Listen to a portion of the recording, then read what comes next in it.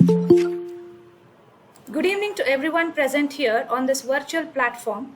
I'm your host, Dr. Ashwini Roy from Government First Grade College, Basamnagudi, welcoming you all for this special talk on career in civil and defense services and insight. Civil servants are selected through various examinations conducted by the Union Public Service Commission, including the Civil Service Examination. UPSC is the central authority that conducts various examinations to recruit candidates for various Group A and Group B government services such as All India Services, Central Civil Services, Indian Forest Services, Indian Economic Services, Indian Statistical Services, Indian Engineering Services, and Indian Defense Services. In this regard, today our college has organized a special lecture on career in civil and defense services and insight. ಎಲ್ಲರಿಗೂ ಸ್ವಾಗತವನ್ನು ಕೋರುತ್ತಾ ಈ ಕಾರ್ಯಕ್ರಮವನ್ನ ಈಗ ಪ್ರಾರ್ಥನೆಯೊಂದಿಗೆ ಪ್ರಾರಂಭಿಸೋಣ. First ಇಯರ್ನ BCom ವಿದ್ಯಾರ್ಥಿನಿಯಾದಂತಹ ಕುಮಾರಿ ಸಾಯಿ ಶ್ವೇತಾರವರು ಪ್ರಾರ್ಥನೆಯನ್ನ ಮಾಡಬೇಕೆಂದು ಕೇಳಿಕೊಳ್ಳುತ್ತೇನೆ. ಸಾಯಿ ಶ್ವೇತಾ. ನಮಸ್ತೆ ma'am. ನಮಸ್ತೆ. ಹೂವಲ್ಲಿ ಜೇನು ಗುಡಿ ಕಟ್ಟದೇನು, ನೀರಲ್ಲಿ ಮೀನು ಅಡಿ ಮುಟ್ಟದೇನು, ಆ ದೈವದಾಗ್ತೇನೆ ಎಲ್ಲಾನು. ಹೇ ಶಾರದೆ ದಯ ಪಾಲಿಸು, ಈ ಬಾಳನು ಬೆಳಕಾಗಿಸು. ಹೇ ಶಾರದೆ ದಯ ಪಾಲಿಸು, ಈ ಬಾಳನು ಬೆಳಕಾಗಿಸು. ನಾಳೆಗಳ ದಾರಿಯಲ್ಲಿ ನಂಬಿಕೆಯ ನೆಲೆಯ ತಿಳಿಸು, ಮುನ್ನಡೆಸು. ಕೈ ಹಿಡಿದು ನಾವಾಡೋ ಪದ ಪದದಲ್ಲೂ ಸಂಚರಿಸು. ಹೂವಲ್ಲಿ ಜೇನು ಗುಡಿ ಕಟ್ಟದೇನು, ನೀರಲ್ಲಿ ಮೀನು ಅಡಿ ಮುಟ್ಟದೇನು, ಆ ದೈವದಾಜ್ಞೆನೇ ಎಲ್ಲಾನು. ಹೇ ಶಾರದೆ ದಯ ಪಾಲಿಸು, ಈ ಬಾಳನು ಬೆಳಕಾಗಿಸು. ಹೇ ಶಾರದೆ. Thank you. ಧನ್ಯವಾದಗಳು ಸಾಯಿ ಶ್ವೇತಾ. ಶಾರದಾಂಬೆಯ ಕೃಪೆ ಎಲ್ಲರ ಮೇಲಿರಲಿ ಎಂದು ಹಾರೈಸಿದಂತಹ ನಮ್ಮ ಕಾಲೇಜಿನ ವಿದ್ಯಾರ್ಥಿನಿಯರಿಗೆ ಸ್ವಾಗತ ಹಾಗೂ ಧನ್ಯವಾದಗಳು. ಈಗ ಅತಿಥಿಗಳ ಪರಿಚಯ ಹಾಗೂ ಸ್ವಾಗತ ಭಾಷಣವನ್ನು ಮಾಡಬೇಕೆಂದು ನಮ್ಮ ಕಾಲೇಜಿನ ಗ್ರಂಥಪಾಲಕರಾದಂತಹ ಶ್ರೀಯುತ ಸಂತೋಷ್ ರವರನ್ನ ಕೇಳಿಕೊಳ್ಳುತ್ತೇನೆ. ನಮ್ಮ ಕಾಲೇಜಿನ ವಿದ್ಯಾರ್ಥಿಗಳ ಹಿತದೃಷ್ಟಿಯಿಂದ, ಇತರೆ ಕಾಲೇಜಿನ ವಿದ್ಯಾರ್ಥಿಗಳ ಶೈಕ್ಷಣಿಕ ಹಿತದೃಷ್ಟಿಯಿಂದ ಅವರಿಗೆ ಅನುಕೂಲವಾಗಲೆಂದು ನಮ್ಮ ಕಾಲೇಜಿನ ಪ್ರಾಂಶುಪಾಲರ ಮುಂದಾಳತ್ವದಲ್ಲಿ ನಮ್ಮ ಕಾಲೇಜಿನ ಎಲ್ಲ ಉಪನ್ಯಾಸಕರ ಸಹಕಾರದೊಂದಿಗೆ ಪ್ಲೇಸ್ಮೆಂಟ್ ವತಿಯಿಂದ ಈ ಕಾರ್ಯಕ್ರಮ ಈ ದಿನ ಹಮ್ಮಿಕೊಂಡಿದ್ದೇವೆ. ಈ ಕಾರ್ಯಕ್ರಮಕ್ಕೆ ಮುಖ್ಯ ಅತಿಥಿಯಾಗಿ ಆಗಮಿಸಿರುವಂತಹ ಡಾಕ್ಟರ್ ಟಿ.ಆರ್. ಲೀಲಾವತಿ, ಪ್ರಾಂಶುಪಾಲರು, ಸರ್ಕಾರಿ ಪ್ರಥಮ ದರ್ಜೆ ಕಾಲೇಜು, ಮಹಿಳಾ, ತುಮಕೂರು, ಇವರು ಈ ಕಾರ್ಯಕ್ರಮಕ್ಕೆ ಆಗಮಿಸಿದ್ದಾರೆ. ಇವರಿಗೆ ನಮ್ಮ ಕಾಲೇಜು ವತಿಯಿಂದ, ಪ್ಲೇಸ್ಮೆಂಟ್ ವತಿಯಿಂದ ಹೃತ್ಪೂರ್ವಕ ಸ್ವಾಗತವನ್ನ ಕೋರುತ್ತಿದ್ದೇನೆ. Thank you sir. ಎಲ್ರಿಗೂ ನಮಸ್ತೆ. ಈ ಕಾರ್ಯಕ್ರಮಕ್ಕೆ ಸಂಪನ್ಮೂಲ ವ್ಯಕ್ತಿಗಳಂತ ಅತಿ ಚಿಕ್ಕ ವಯಸ್ಸಿನಲ್ಲೇ ಗೆಜೆಟೆಡ್ ಆಫೀಸರ್ ಆಗಿ ಲೆಫ್ಟಿನೆಂಟ್ ಸುಭಾಷ್ ಎಚ್ ಲೀಪಾಕ್ಷ್ ಅವರು ನಮ್ಮ ಆಹ್ವಾನವನ್ನು ಒಪ್ಪಿ ಈ ಕಾರ್ಯಕ್ರಮಕ್ಕೆ ಬಂದಿದ್ದಾರೆ. ಅವ್ರಿಗೂ ನಮ್ಮ ಕಾಲೇಜು ವತಿಯಿಂದ, ನಮ್ಮ ಪ್ಲೇಸ್ಮೆಂಟ್ ವತಿಯಿಂದ ಹೃತ್ಪೂರ್ವಕ ಸ್ವಾಗತವನ್ನ ಕೋರುತ್ತಿದ್ದೇನೆ. ಈ ಕಾರ್ಯಕ್ರಮದ ರೂವಾರಿಗಳು ನಮ್ಮ ಕಾಲೇಜಿನ ನೆಚ್ಚಿನ ಪ್ರಾಂಶುಪಾಲರು, ಈ ಕಾರ್ಯಕ್ರಮದ ಅಧ್ಯಕ್ಷರು ಆದಂತಹ ಡಾಕ್ಟರ್ ಶುಭಾ ರಮೇಶ್ ಅವರು ಈ ಕಾರ್ಯಕ್ರಮದಲ್ಲಿ ಭಾಗವಹಿಸಿದ್ದಾರೆ. ಅವರಿಗೂ ಈ ಕಾರ್ಯಕ್ರಮಕ್ಕೆ ಸ್ವಾಗತವನ್ನ ಕೋರುತ್ತಿದ್ದೇನೆ. ನಮ್ಮ ಕಾಲೇಜಿನ ಎಲ್ಲ ಉಪನ್ಯಾಸಕರು, ನಮ್ಮ ಕಾಲೇಜಿನ ಎಲ್ಲ ಸಿಬ್ಬಂದಿ ವರ್ಗದವರು, ನಮ್ಮ ಕಾಲೇಜಿನ ಎಲ್ಲ ವಿದ್ಯಾರ್ಥಿಗಳು, ಇತರೆ ಕಾಲೇಜಿನ ವಿದ್ಯಾರ್ಥಿಗಳು, ಇತರೆ ಕಾಲೇಜಿನ ಪ್ಲೇಸ್ಮೆಂಟ್ ಆಫೀಸರ್ಸ್ ಭಾಗವಹಿಸಿರುವಂತಹ ಎಲ್ಲರಿಗೂ ಈ ಕಾರ್ಯಕ್ರಮಕ್ಕೆ ಸ್ವಾಗತವನ್ನ ಕೋರುತ್ತಿದ್ದೇನೆ. ಧನ್ಯವಾದಗಳು ಸರ್. ಸ್ವಾಗತ ಭಾಷಣವನ್ನ ಮಾಡಿದಂತಹ ಕಾಲೇಜಿನ ಗ್ರಂಥಪಾಲಕರಾದಂತಹ ಶ್ರೀಯುತ ಸಂತೋಷ್ ಸರ್ ಅವರಿಗೆ ಧನ್ಯವಾದಗಳು. ಈಗ ಈ ಕಾರ್ಯಕ್ರಮದ ಮುಖ್ಯ ಅತಿಥಿಯಾಗಿ ಆಗಮಿಸಿರುವಂತಹ ಡಾಕ್ಟರ್ ಟಿ.ಆರ್. ಲೀಲಾವತಿ, ಪ್ರಾಂಶುಪಾಲರು, ಸರ್ಕಾರಿ ಪ್ರಥಮ ದರ್ಜೆ ಮಹಿಳಾ ಕಾಲೇಜು ತುಮಕೂರು. ಇವರು ನಮ್ಮ ಆತಿಥ್ಯವನ್ನು ಸ್ವೀಕರಿಸಿಕೊಂಡು ಬಂದಿದ್ದಾರೆ. ನಮ್ಮ ವಿದ್ಯಾರ್ಥಿಗಳನ್ನು ಉದ್ದೇಶಿಸಿ ಒಂದೆರಡು ಮಾತನಾಡಬೇಕು ಅಂತ ಹೇಳಿ ಕೇಳ್ಕೊಳ್ತೀನಿ. ಮೇಡಮ್. Thank you madam. ಸರ್ಕಾರಿ ಪ್ರಥಮ ದರ್ಜೆ ಕಾಲೇಜಿನ ಬಸವನಗುಡಿ ಬೆಂಗಳೂರು ಕಾಲೇಜಿನ ಪ್ರಾಂಶುಪಾಲರಾದಂತಹ ಮತ್ತು ನನ್ನ ಆತ್ಮೀಯ ಸ್ನೇಹಿತೆಯಾದಂತಹ ಡಾಕ್ಟರ್ ಶುಭಾ ಮೇಡಮ್ ರವರೇ, ಹಾಗೂ ಈ ವೇದಿಕೆಯಲ್ಲಿ ಇರ್ತಕ್ಕಂತಹ ಎಲ್ಲ ಉಪನ್ಯಾಸಕ ವೃಂದದವರೇ, ಹಾಗೂ ಪ್ರಮುಖವಾಗಿ ವಿದ್ಯಾರ್ಥಿನಿಯರೇ, ಹಾಗೆಯೇ ಔಟ್ಸೈಡ್ ಇಂದಲೂ ಕೂಡ ಇಲ್ಲಿ ಎಂಟ್ರಿ ಬರ್ತಾ ಇದೆ ನಿಮ್ಮ ಕಾಲೇಜ್ ಅಲ್ಲದಲ್ಲೇನೆ, ಅವರೆಲ್ಲರಿಗೂ ಸ್ವಾಗತವನ್ನ ನಾನು ಈ ಮೂಲಕ ನನ್ನ ಒಂದು ವೈಯಕ್ತಿಕವಾಗಿ ಅವರಿಗೆ ಈ ಕಾರ್ಯಕ್ರಮಕ್ಕೆ ಸ್ವಾಗತವನ್ನು ಕೂಡ ನಾನು ಕೋರ್ತಾ, ಮತ್ತೆ ನನ್ನ ಮಗ ಇಲ್ಲಿ ಸುಭಾಷ್ ಎಚ್ ಲೇಪಾಕ್ಷ್, ಅವನು ಪ್ರಥಮ ಬಾರಿಗೆ ಈ ಒಂದು UPSC ಸೀರಿಯಸ್ ಎಕ್ಸಾಮ್ ನ ಪಾಸ್ ಆಗಿ ಇವತ್ತು ನಮ್ಮ ಎಲ್ಲಾ ಕಾಲೇಜಿನಲ್ಲಿ ನಿಮಗ್ ಗೊತ್ತಿದೆ, ನಾವು ಪ್ಲೇಸ್ಮೆಂಟ್ ಸೆಲ್ ನಿಂದ ಈ ರೀತಿಯ ಕಾರ್ಯಕ್ರಮಗಳನ್ನ ಹಮ್ಮಿಕೊಳ್ತೇವೆ. ನಾವು ಒಂದು ನ್ಯಾಕ್ ದೃಷ್ಟಿಕೋನ ಅನ್ನೋದದು ಕಾನೂನಿನ ಚೌಕಟ್ಟು. ಮತ್ತೊಂದು ಏನಂದ್ರೆ, ಈ ಬದಲಾವಣೆಯ ಪರ್ವಕಾಲದಲ್ಲಿ, in the era of globalisation, the message should go to all the students. ಯಾವ ರೀತಿ ಎಕ್ಸಾಮಿನೇಷನ್ ಇರುತ್ತೆ ಅನ್ನೋದು ಕೂಡ ನಮ್ಮ ಆದ್ಯ ಕರ್ತವ್ಯವಾಗಿರ್ತದೆ. ಹಾಗಾಗಿ ಈ ದಿನ ಎಲ್ಲಾ ಮಕ್ಕಳು ಕೂಡ ಇದ್ರ ಬಗ್ಗೆ ಹೆಚ್ಚು ಉತ್ಸುಕರಾಗಿರ್ತಾರೆ. ಇದು ಹೊಸ ಕಾಲೇಜ್ ಆದ್ರೂ ಕೂಡ ನನ್ನ ಗೆಳತಿ ಅಂತ ಹೇಳ್ತಿಲ್ಲ ಶುಭನ್ನ, ಶಿ ಇಸ್ ವೆರಿ ಇಂಟೆಲಿಜೆಂಟ್. ಇಂತಹ ವಿಚಾರಗಳಲ್ಲಿ ಅವಳು, ಅದರಲ್ಲೂ ಸೆಮಿನಾರ್ ಕಂಡಕ್ಟ್ ಮಾಡೋ ವಿಚಾರಗಳಲ್ಲಿ ಅವಳು ತುಂಬಾ ಪಳಗ್ಬಿಟ್ಟಿದ್ದಾಳೆ ಈ ವಿಚಾರಗಳಲ್ಲಿ. ಹಾಗಾಗಿ ನಾವಿಬ್ರು ಕೂಡ 1985 ಇಂದಲೂ ಕೂಡ ನಾವು ಆತ್ಮೀಯರಾಗಿ, ಅವಳು ಆಗ್ಲೂ ಅಷ್ಟೇ PG-ನಲ್ಲಿ ಅವಳು ಫಸ್ಟ್ ರ್ಯಾಂಕ್ ಬಂದ್ಲು, ನಾನು ಥರ್ಡ್ ರ್ಯಾಂಕ್ ಬಂದೆ. ನಮ್ಮ ಸ್ನೇಹ ನಾಲೆಡ್ಜ್ ಇಂದ ಇವತ್ತು ನಮ್ಗೆ ಕಟ್ಟಿ ಹಾಕಿದೆ. ಅವರ ಮಗ ಕೂಡ ಇವತ್ತು ಅಮೆರಿಕಾದಲ್ಲಿ ಇಂಜಿನಿಯರ್ ಆಗಿ ಕರ್ತವ್ಯವನ್ನ ನಿರ್ವಹಿಸ್ತಿರೋದು. ಸೊ ಹೀಗೆ ಎಲ್ಲರ ಪೇರೆಂಟ್ಸ್ಗೆ ಒಂದು ಮೆಸೇಜ್ ಏನಂದ್ರೆ, ನಾವು ಹೇಗೆ ಮನೆಯಲ್ಲಿ ಅಧ್ಯಯನಶೀಲರಾಗ್ತಾ ಹೋಗ್ತೇವೋ ಹಾಗೆ ಮಕ್ಕಳು ಕೂಡ ಅಧ್ಯಯನಶೀಲರಾಗ್ತಾ ಹೋಗ್ತಾರೆ. ಈ ಪ್ರಪಂಚದಲ್ಲಿ ಕಾಂಪಿಟೇಷನ್ ವರ್ಲ್ಡ್ ಇದು. ಈ ಸ್ಪರ್ಧಾತ್ಮಕ ಯುಗದಲ್ಲಿ ನಾವು ಎಲ್ಲರೂ ಮಕ್ಕಳಿಗೆ ನಾಲೆಡ್ಜ್ ತುಂಬಲಿಕ್ಕೆ ಮಾತ್ರ ಸಾಧ್ಯ ಆಗ್ತದೆ. ಹಾಗಾಗಿ ಎಲ್ಲಾ ಪೇರೆಂಟ್ಸ್ ಕೂಡ ತಮ್ಮ ತಮ್ಮ ಮಕ್ಕಳ ಬಗ್ಗೆ ಗಮನವನ್ನ ಹರಿಸಬೇಕು. ಅವರು ಹೆಚ್ಚು ವಿದ್ಯಾವಂತರಾಗ್ಬೇಕು, ಜ್ಞಾನದೀವಿಗೆ ಹತ್ತಿರ ಅವರು ಹೋಗ್ಬೇಕಂತ ನಾನು ಹೇಳ್ತಾ ನಾನು ನನ್ನ 2 ಮಾತನ್ನ ಮುಗಿಸ್ತೇನೆ. Thanks to the whole team of Basavanagudi college. ಎಲ್ಲರಿಗೂ ನನ್ನ ನಮಸ್ಕಾರಗಳನ್ನ ಹೇಳ್ತಾ, ಇಲ್ಲಿ ಸುಭಾಷ್ ಅನ್ನೋರು ಇದಾರೆ ನಿಮ್ಮ ಜೊತೆ ಮಕ್ಕಳು. ನೀವು ಅವರಿಗೆ ಪ್ರಶ್ನೆಗಳನ್ನ ಕೇಳಬಹುದು. ಮತ್ತೆ ಅವ್ರ ಜೊತೆ ನೀವು ನಿಮ್ಮ ಏನೇನು ಪ್ರಶ್ನೆಗಳಂದ್ರೆ ಈ ಒಂದು ಕ್ಷೇತ್ರಕ್ಕೆ ಕಾಲಿಡುವ ಮುನ್ನ ನಿಮ್ಮಲ್ಲಿ ಇರತಕ್ಕಂತಹ ವಿಚಾರಗಳನ್ನ ಕೂಲಂಕುಷವಾಗಿ ಅವ್ರ ಜೊತೆ ಡಿಸ್ಕಸ್ ಮಾಡಬಹುದು ಅಂತ ಹೇಳ್ತಾ, thank you Shubha for inviting me and also Subhash. Thank you once again. ಎಲ್ಲರಿಗೂ ನಮಸ್ತೆ. Thank you madam. ಮೇಡಮ್ ಅವರು ಬಹಳ ಚಿಕ್ಕದಾಗಿ ಮತ್ತು ಚೊಕ್ಕದಾಗಿ ಇಂದಿನ ಒಂದು ಜಾಗತಿಕ ಯುಗದಲ್ಲಿ ಕಾಲೇಜಿನಲ್ಲಿ ಪ್ಲೇಸ್ಮೆಂಟ್ ಸೆಲ್ಲಿನ ಪಾತ್ರ ಮತ್ತು ಮನೆಯಲ್ಲಿ ಪೋಷಕರ ಪಾತ್ರವನ್ನ ಕುರಿತಂತೆ ತಿಳಿಸಿಕೊಟ್ಟಂತಹ ಡಾಕ್ಟರ್ ಲೀಲಾವತಿ ಮೇಡಮ್ ರವರಿಗೆ ಧನ್ಯವಾದಗಳು. Do you love your country and are patriotic enough to devote your entire life in the service of the nation? Then NDA is the career for you. NDA or National Defence Academy is considered to be a very respectable job. It needs people who are dedicated to the nation without bothering about self. Today we have with us Lieutenant Subhash H. Lepaksh, a young officer who is here to speak about the path that is less traveled by today's younger generation. Lieutenant Subhash is here to tell us about the opportunities to join Indian Army after graduation. Welcome to Lieutenant, and I hand over the session to Lieutenant Subhash. Thank you very much, ma'am. It's a great honor for me to be online and speaking to all of you. Giants to everyone. I request all people who are currently in the meet to mute their microphones so that I would be clearly audible for everyone.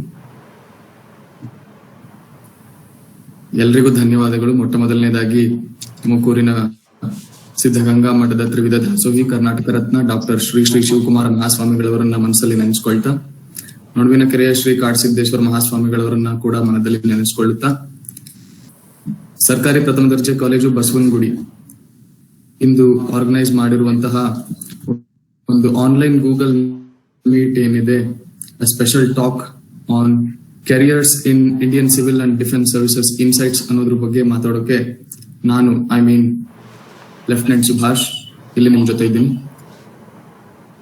I thank the principal of the college, Dr. Shubha Ramesh Mann, for such a wonderful opportunity provided to me. And I thank all the organizers for such a beautiful evening today. So let me present you a screen where I have prepared myself to give a talk on this particular topic. So I hope the screen is visible to everyone. Yes, sir. So ಇಂದಿನ topic ಬಂದು careers in Indian civil and defence services ಅಂತ. ನಾನು lieutenant Subhash Lepaksh, 1900 field artillery regiment, Indian army, government of ಇಂಡಿಯಾಗೆ as a commissioned officer ಕೆಲಸ ಮಾಡ್ತಾ ಇದ್ದೀನಿ. So ಇವತ್ತಿನ topic ಮುಖ್ಯವಾದ ಏಮ್ ಅಂದ್ರೆ ಏನು ಅಂದ್ರೆ, to acquaint the young minds about the opportunities under UPSC with special focus on civil services and defense services. So ಎಲ್ರಿಗೂ ಒಂದು ಮುಖ್ಯವಾದಂತಹ ಘಟ್ಟ ಏನಪ್ಪಾ ಅಂದ್ರೆ, ಗ್ರಾಜುಯೇಷನ್ ಆದ್ಮೇಲೆ ಏನ್ ಮಾಡ್ಬೇಕು ಅನ್ನುವಂಥದ್ದು. ಸೊ ಎಲ್ರಿಗೂ ಒಂದು ಕ್ಲಾರಿಟಿ ಇರುತ್ತೆ ಮಕ್ಕಳಿಗೆ ಸಣ್ಣ ವಯಸ್ಸಿಂದ. ಆ ಕ್ಲಾರಿಟಿ ಏನಪ್ಪಾ ಅಂದ್ರೆ, ಫಸ್ಟ್ ಸ್ಟ್ಯಾಂಡರ್ಡ್ ಆದ್ಮೇಲೆ ನಾನು ಸೆಕೆಂಡ್ ಸ್ಟ್ಯಾಂಡರ್ಡ್ ಹೋಗ್ತೀನಿ, ಸೆಕೆಂಡ್ ಸ್ಟ್ಯಾಂಡರ್ಡ್ ಆದ್ಮೇಲೆ ನಾನು ಥರ್ಡ್ ಸ್ಟ್ಯಾಂಡರ್ಡ್ ಹೋಗ್ತೀನಿ, ಥರ್ಡ್ ಸ್ಟ್ಯಾಂಡರ್ಡ್ ಆದ್ಮೇಲೆ ನಾನು ಫೋರ್ತ್ ಸ್ಟ್ಯಾಂಡರ್ಡ್ ಹೋಗ್ತೀನಿ. ಪ್ರತಿಯೊಬ್ಬರಿಗೂ ಕ್ಲಾರಿಟಿ ಇರುತ್ತೆ. ಆದ್ರೆ ಎಷ್ಟೋ ಜನಕ್ಕೆ 12th ಆದ್ಮೇಲೆ ಏನ್ ಮಾಡ್ಬೇಕು ಅನ್ನೋ ಕ್ಲಾರಿಟಿ ಇರಲ್ಲ.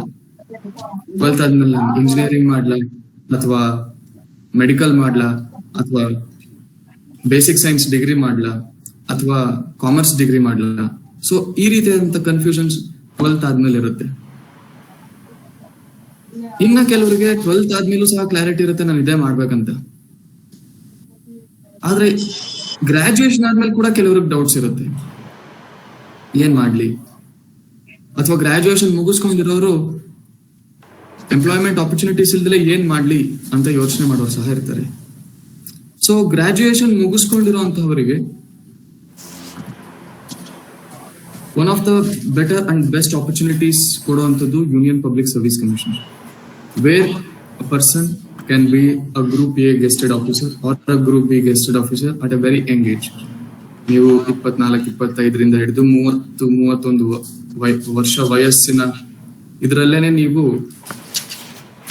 ಗ್ರೂಪ್ ಎ ಗೆಸ್ಟೆಡ್ ಆಫೀಸರ್ ಆಗಿ ಭಾರತ ಸರ್ಕಾರಕ್ಕೆ ನೇರವಾಗಿ ಸೇವೆಯನ್ನು ಸಲ್ಲಿಸ್ತೀರಾ. It's a direct service to the government of India. So introduction ಬರೋದಾದ್ರೆ, ಎಷ್ಟೊಂದು ಜನಕ್ಕೆ ಇವತ್ತಿಗೂ ಕೆಲವು ಡೌಟ್ಸ್ ಇರುತ್ತೆ ಮೈಂಡ್ ಅಲ್ಲಿ. ಆ ಡೌಟ್ಸ್ ನಾನು ಇವತ್ತು ನನ್ನ ಟಾಕ್ ಅಲ್ಲಿ ವಿತಿನ್ ದ time period ಗೆ ಆ clarity. There is some such rules 1965 which classified the ranks of the officials working for the government of India. So ಒಂದು ಸೆಂಟ್ರಲ್ ಸಿವಿಲ್ ಸರ್ವಿಸಸ್ ರೂಲ್ಸ್ ಅಂತ ಹೇಳಿ ಒಂದು ರೂಲ್ ಬುಕ್ ಇದೆ, 1965ನೇ ಇಸ್ವಿಯಲ್ಲಿ ಅದು ಬಂತು. ಅದರಲ್ಲಿ group A, group B, group C ಮತ್ತು ಗ್ರೂಪ್ ಡಿ ನಲ್ಲಿ ಯಾರ್ಯಾರು ಬರ್ತಾರೆ, ಆಫೀಸರ್ಸ್ ಗೆಸ್ಟೆಡ್ ಮತ್ತು ನಾನ್ ಗೆಸ್ಟೆಡ್ ಯಾರ್ಯಾರು ಇರ್ತಾರೆ ಅನ್ನೋದನ್ನ ಕ್ಲಿಯರ್ ಕಟ್ ಆಗಿ ಭಾರತ ಸರ್ಕಾರ ಒಂದು ರಿಟರ್ನ್ ಡಾಕ್ಯುಮೆಂಟ್ ಅನ್ನ ತಂತು. ಆದ್ರೆ ಅದೇ ಸೆಂಟ್ರಲ್ ಸಿವಿಲ್ ಸರ್ವಿಸಸ್ ರೂಲ್ಸ್ 1965 ಅಲ್ಲಿ ಮಿಲಿಟರಿ ರ್ಯಾಂಕ್ಸ್ ಮತ್ತು ಡಿಫೆನ್ಸ್ ರ್ಯಾಂಕ್ಸ್ ಅನ್ನ ಅವರು ಮೆನ್ಷನ್ ಮಾಡಲಿಲ್ಲ. ಮೆನ್ಷನ್ ಮಾಡದೇ ಇರೋ ರೀಸನ್ ಏನಪ್ಪಾ ಅಂದ್ರೆ, the ranks conferred to the military and defence officials do not fall under the civil services.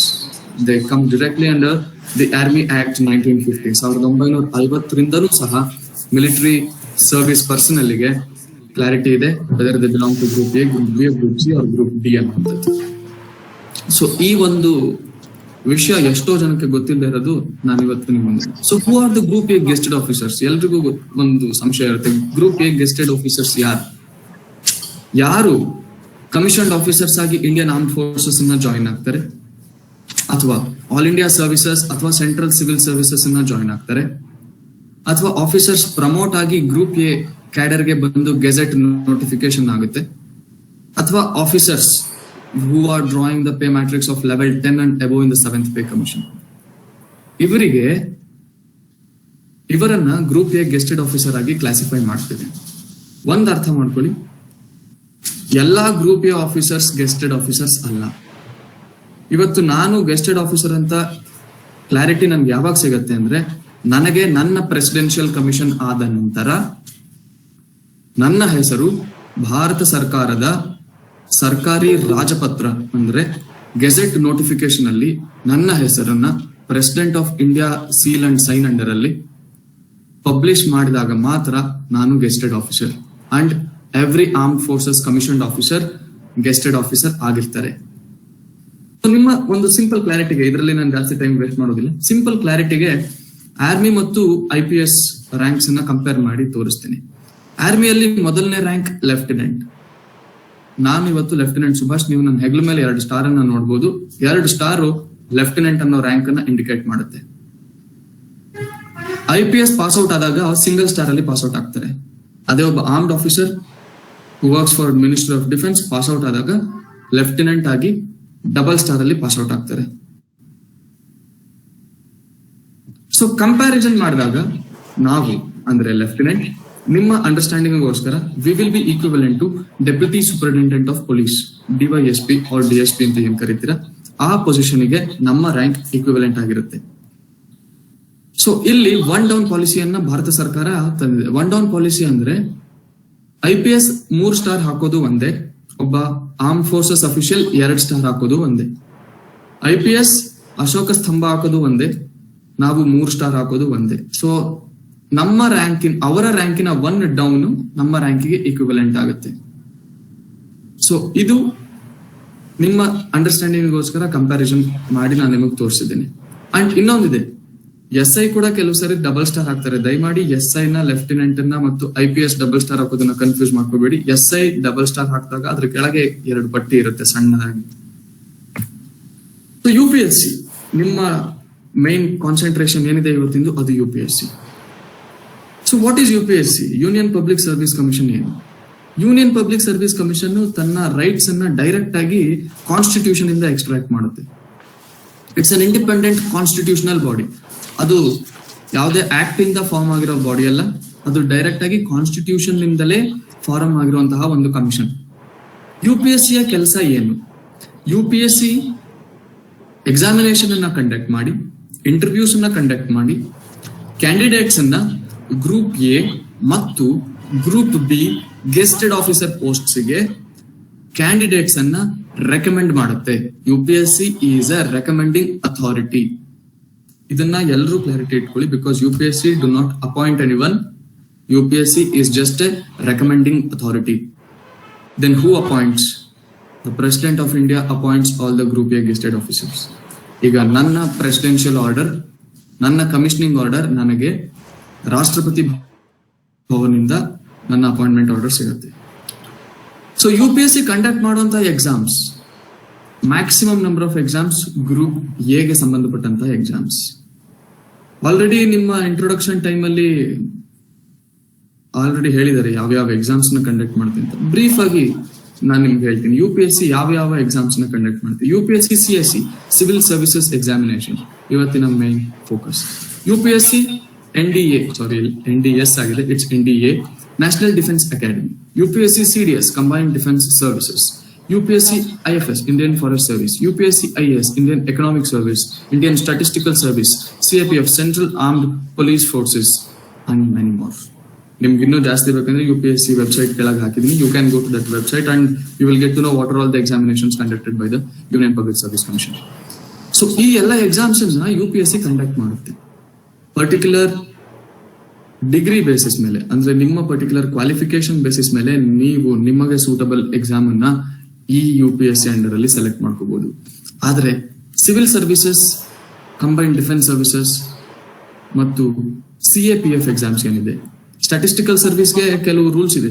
ಅವರು ಎಕನಾಮಿಕ್ಸ್ ಅಲ್ಲೇ ಆನರ್ಸ್ ಮಾಡಿರ್ಬೇಕು ಅಥವಾ ಎಕನಾಮಿಕ್ಸ್ ಅಲ್ಲಿ MA ಮಾಡಿರ್ಬೇಕು. ಈ ರೀತಿಯಾದಂತಹ ಕೆಲವು ಸ್ಪೆಸಿಫಿಕ್ ಕ್ವಾಲಿಫಿಕೇಶನ್ಸ್ ಕೇಳುತ್ತೆ. ಆದ್ರೆ general degree, any degree basis ಮೇಲೆ ನೀವು ಸಿವಿಲ್ ಸರ್ವಿಸಸ್ ಎಕ್ಸಾಮ್ ನ, ಕಂಬೈನ್ಡ್ ಡಿಫೆನ್ಸ್ ಸರ್ವಿಸಸ್ ಎಕ್ಸಾಮ್ ಅನ್ನ ಮತ್ತು CAPF central armed police forces, ಇವರು ministry of home affairs under ಬರ್ತಾರೆ. ಇವರು ಮಿನಿಸ್ಟ್ರಿ ಆಫ್ ಡಿಫೆನ್ಸ್ ಅಲ್ಲ. I belong to ministry of defence. So Central Armed Police Forces, for example, BSF, Border Security Force, CRPF, Central Reserve Police Force, CISF, Central Industrial Security Forces, ITBP, Indo-Tibetan Border Police, SSB, ಸಶಸ್ತ್ರ ಸೀಮಾ ಬಲ್, ಇವರೆಲ್ಲರೂ CAPF under ಅಲ್ಲಿ ಬರ್ತಾರೆ. Ministry of home affairs ಅವರ authority.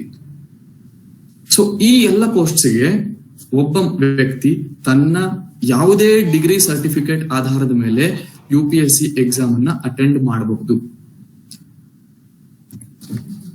ನನ್ನ examination, ನಾನು ತಗೊಂಡಂತಹ examination, I cleared UPSC combined defence services examination in May 2019.